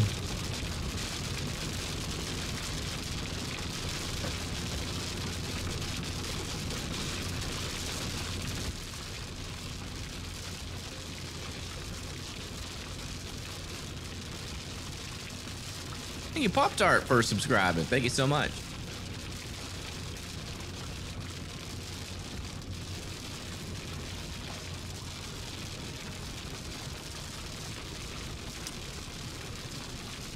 I think hail guards are expensive and they're quite the engineering feat. But I think, honestly, I think some storm chasers just enjoy destroying their windows.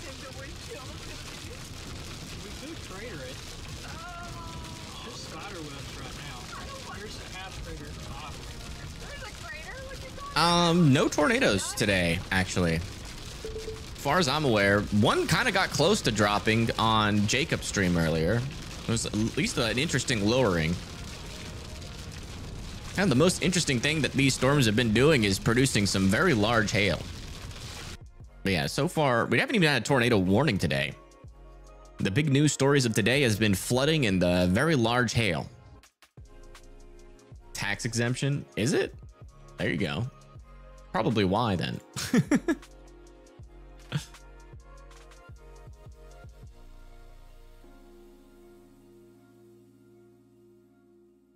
All right, we got some video coming in of some flooding in Sligo Creek. I'm posting that in chat. This is just off of Twitter. From Jackson, Zach S. Jackson.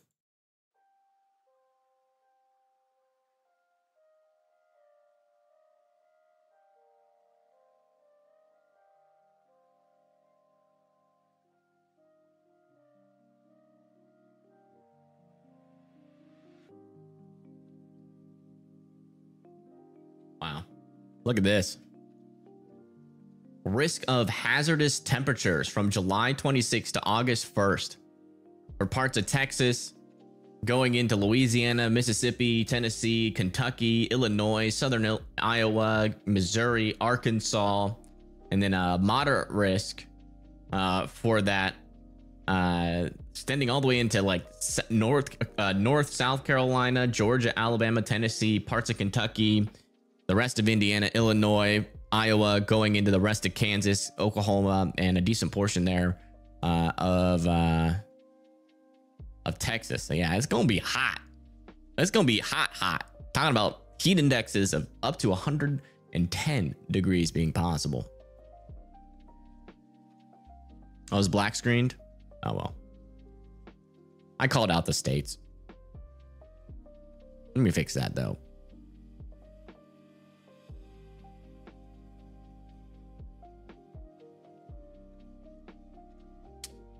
Could be that. There we go.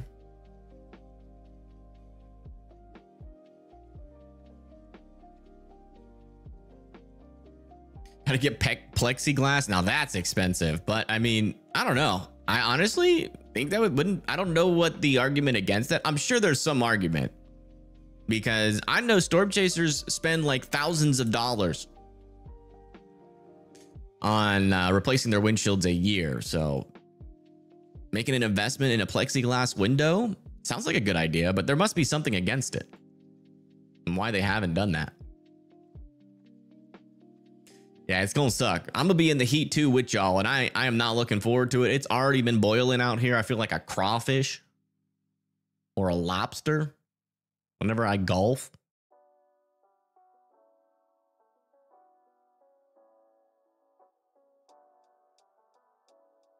Probably laws and junk.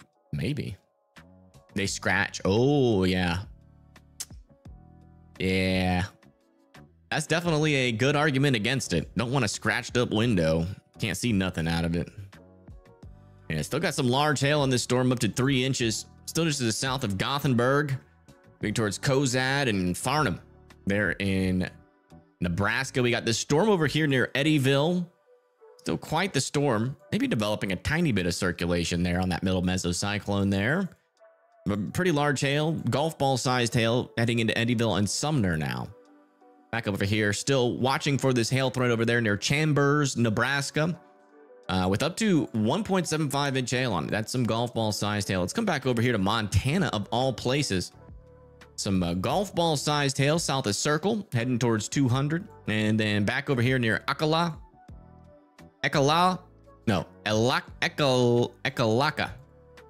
Shakalaka. Still heading towards Ridgeway here with some 1 inch hail, 60-mile-per-hour winds. Looks like most of our severe thunderstorm warnings have expired in Wyoming, and then also in Colorado have expired, but we still have a severe thunderstorm warning over here for some 1 inch hail, 60-mile-per-hour winds south of Max here into Nebraska and Kansas.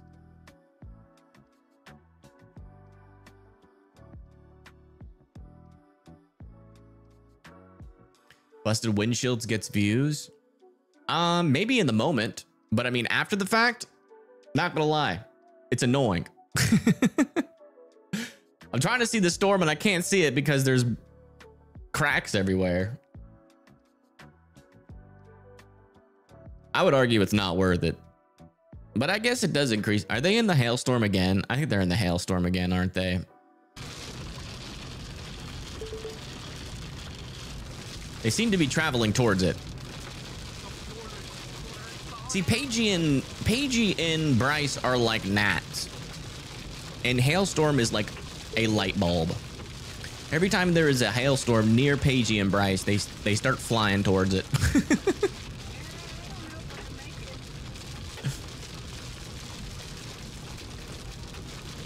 I think they're about to try. Are they gonna, like, can their windshield even handle another hailstorm?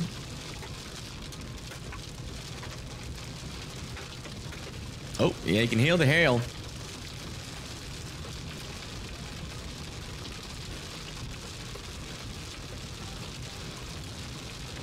Moths to a flame. There you go.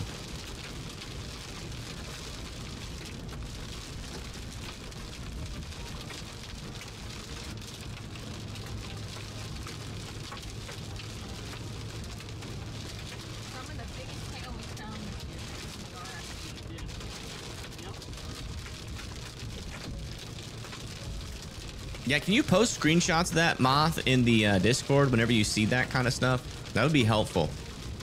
I want to look at it with you.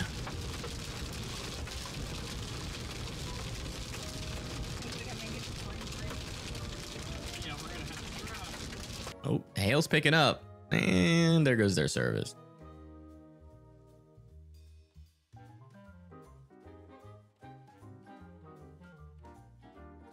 That's the only, yeah, I mean, that's pretty much the only section of cracked glass. Like over here on Patrick's view, you can see he also got some cracked glass with the hail. He's over there near Cozad, Nebraska, trying to stay out ahead of this storm. This is what it looks like. You can tell it's pretty elevated and outflow dominant. I think our tornado risk is going down quite substantially, but we do still have some pretty big hail. Thank you, Phil, Ath, and Wade for subscribing. Thank you so much. You live in Ohio. Do I think there will be a tornado there? No, I do not think there's going to be a tornado in Ohio, but there could be some rain. Like if you live anywhere in this section of Ohio where there is green and yellow, you are probably getting light rain, and that's going to be moving into Akron and maybe even some thunderstorms up here near Toledo and Deschler. Or no, we're not expecting anything crazy over there. Nothing crazy in terms of NATOs. It's like a little lone supercell out over the Michigan Lake.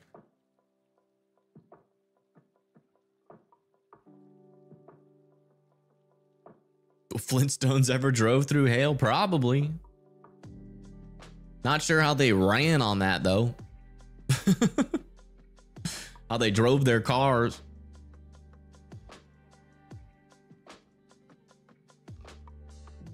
Yeah, they lost their signal. They must be in a hailstorm right now. Seems like I wonder if their Starlink is exposed on the top of their roof, and whenever hail hits it, they just lose their signal.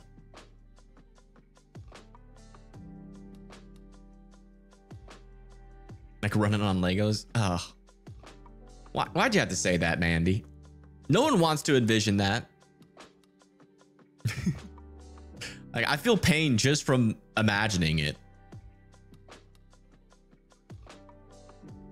Kenny wants to envision it. There you go. What is that called? People that like pain. What's the word for that?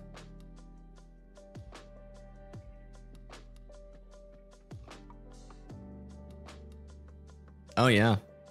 Yeah, near the northeast branch of the Anacostia River. In about an hour and a half, it's gone from pretty much around 1 foot to 8 feet. That part of the river is rising there. Thank you for sharing that, Oplish. Opalish moth. Masochist. Ah, yes. Sadism is liking giving pain to others. Ooh. Yikes. Hubby is trying to get to North Platte. Should he wait it out? He's about to arrive in Lexington. Yeah, I mean, it's probably better safe than sorry to wait it out. Let me get this radar loop back to where I like it. On 15 scans. Yeah, I mean, the biggest hail is further down to the south, but given the storm interactions here, you might get an increased area of hail in between them. Sometimes it does happen. This is what it looks like, at least out of Cozad.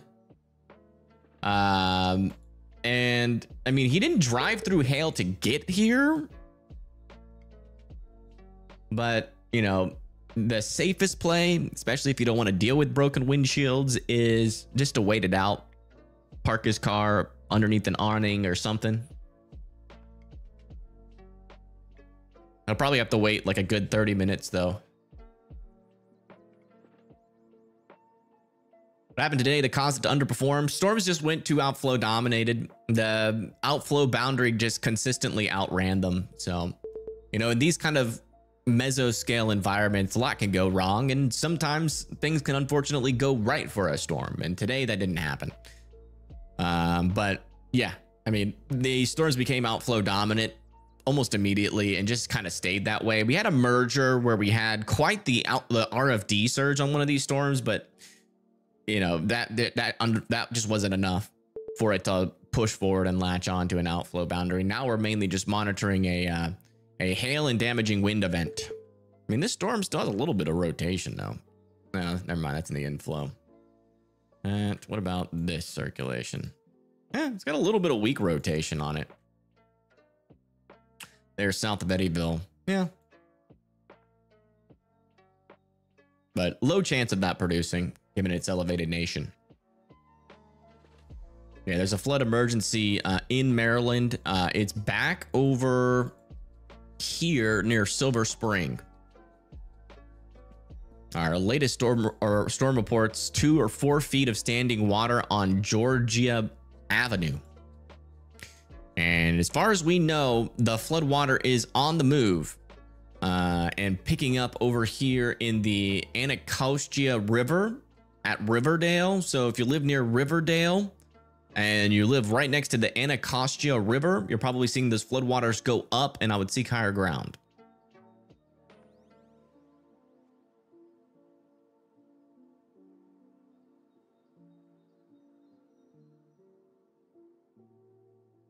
You used to live on Georgia Avenue. Oof.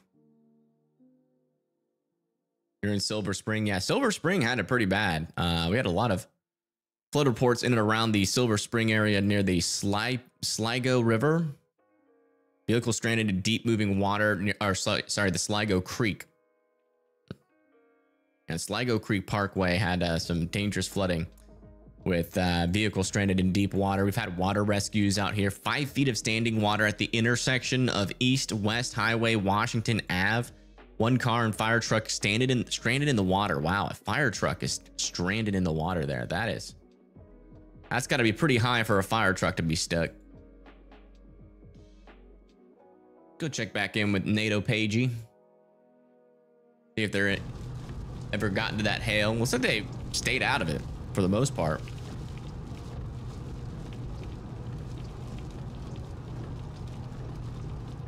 It's a lot of water. Yeah, no kidding.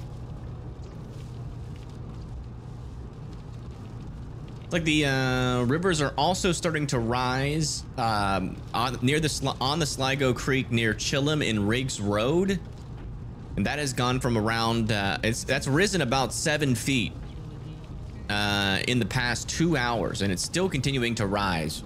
And that's near Chilham and Riggs Road. Thank you again, Opalish Moth, for sharing that. That is helpful. Some gusty winds.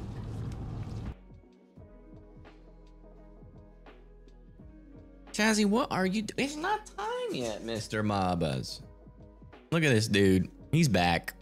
Begging for food 30 minutes early. Is your internal clock all off?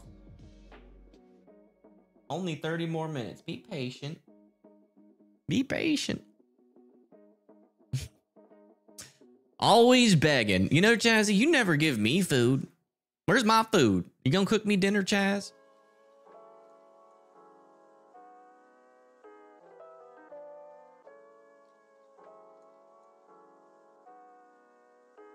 Can I beg you for food?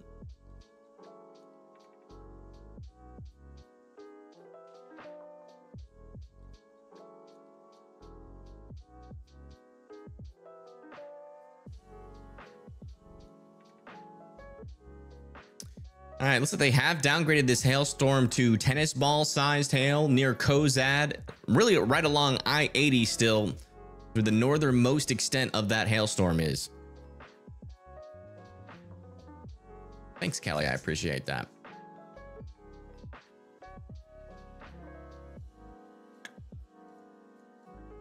I agree. No, my dog begs for food.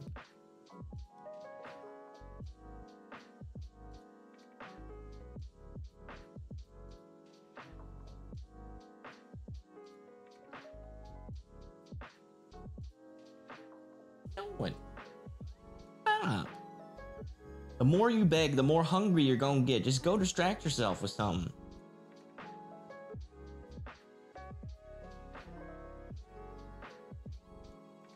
This is pretty much the best view that we have of our storm right now from Patrick, who is in Lexington, Nebraska.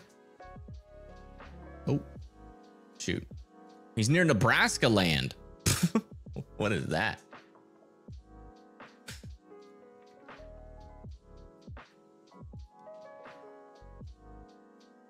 Yeah, you can see there's the storm right there. And the outflow boundary firmly draped out in front of it too.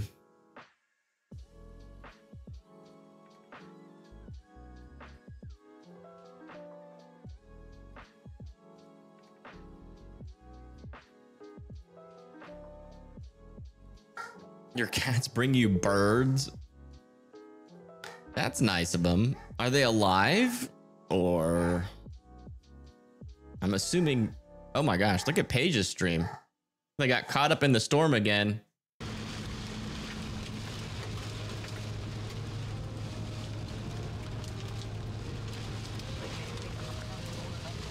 I can't even see.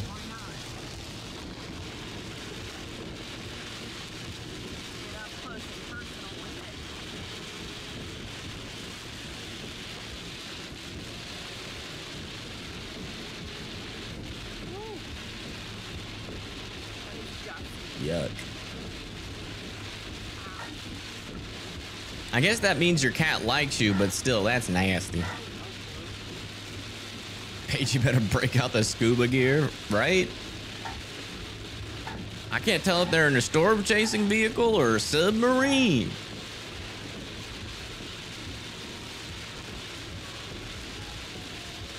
Half alive sounds like the state of Paige's windshield. Yeah, that's how storm chasers show affection to one another. They bring each other broken windshields.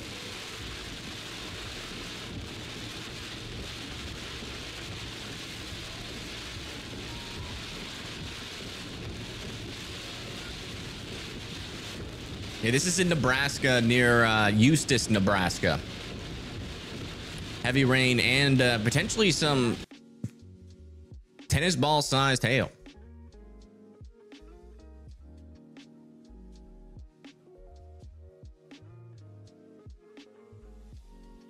Quite the side lobe there. Storm is developing quite the hook again, but not a whole lot of rotation in there. Gotta give this storm some props for continuing to try to at least develop a mesocyclone. Better a broken windshield than a broken heart. I agree.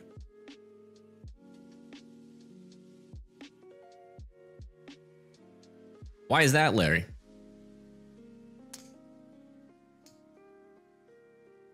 Watching from Maryland. Yeah, we'll go give some updates over there. The good news for the flash flood emergency is that I don't think we're going to see more flooding. Bad news is that we still have some rivers rising out over here near the Sligo Creek and the Anacostia River. So if you live along those areas, make sure you guys are seeking higher ground. We've had a lot of water rescues, even some areas with over 5 feet of water. So, Paige, you looking at? What's in there? There's the leading edge of the storm. We haven't seen that in a while. Beautiful view, though.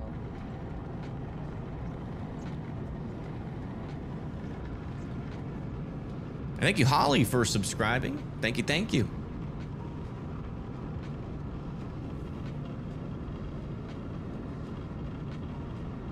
Orcas are trying to share their kills with humans now. Scientists have no idea what that's about. Is that real? Oops, I didn't mean to press that. Yeah, I would say that's a mystery.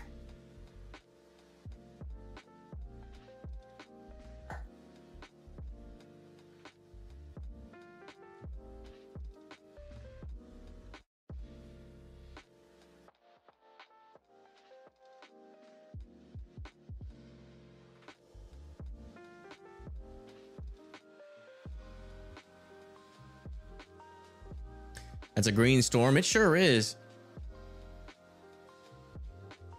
Yeah, this is the storm that's south of, so like Patrick's on like the northern portion of this storm, and that's what it looks like. But the southern portion of this storm has been the strongest portion so far, at least for the last couple of minutes here, for the last basically hour. This one's been our dominant, strongest storm, with up to like you know, tennis ball sized hail, and even softball, or not softball, but what's the one in between baseball and softball? Was it grapefruit? I don't remember. We said he parked on Lexington and the winds are picking up. Yeah, it's about to pick up there in Lexington, probably within the next 5 minutes. Again, just make sure that they are like underneath an awning with their car, and like not a small one, because these hail's gonna be moving with the wind, and we don't have any crazy winds, but 60-mile-per-hour winds is still enough to push a decent amount of hail a decent distance, even under an awning.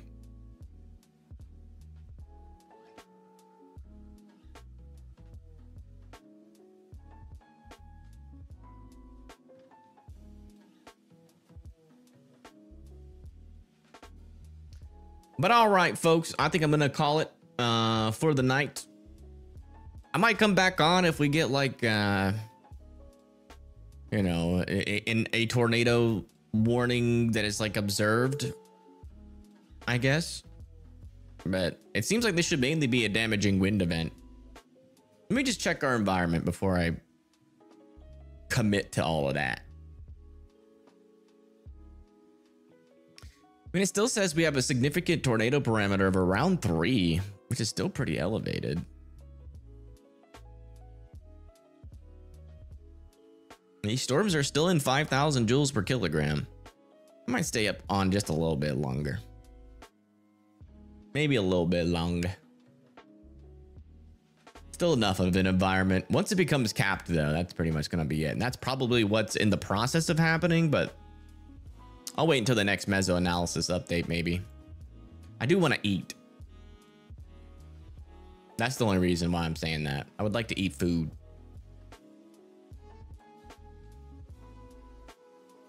And I do think our tornado threat is a lot lower. Two things. Memphis? I think Memphis should be all right. Yeah, no storms near Memphis. You guys are good. There is a chance, not today or tomorrow. Actually, no chances. I mean, you might get thunderstorms. That's possible. All days, but severe weather should be on the lower end.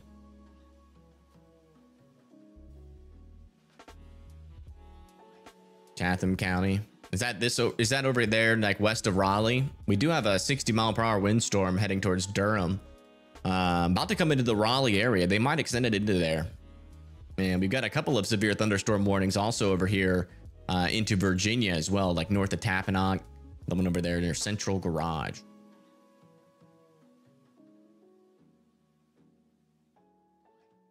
All right, yeah, let me go eat, and if something else pops back off tonight, I'll come back on. But I'm not gonna stream past like 9 or 10. I have been really enjoying having my sleep schedule not be completely screwed up. I used to stay up until like 2, but I'm getting older, and whenever I stay up till 2, I always wake up the next morning just like absolutely, like, I feel hungover. Like the weirdest thing. I'm getting too old for staying up that late. Yeah, I'm gonna get something to eat, and I'll come back if something else pops off. But thank you guys so much for tuning in. A huge shout out to everybody that subscribed during this stream.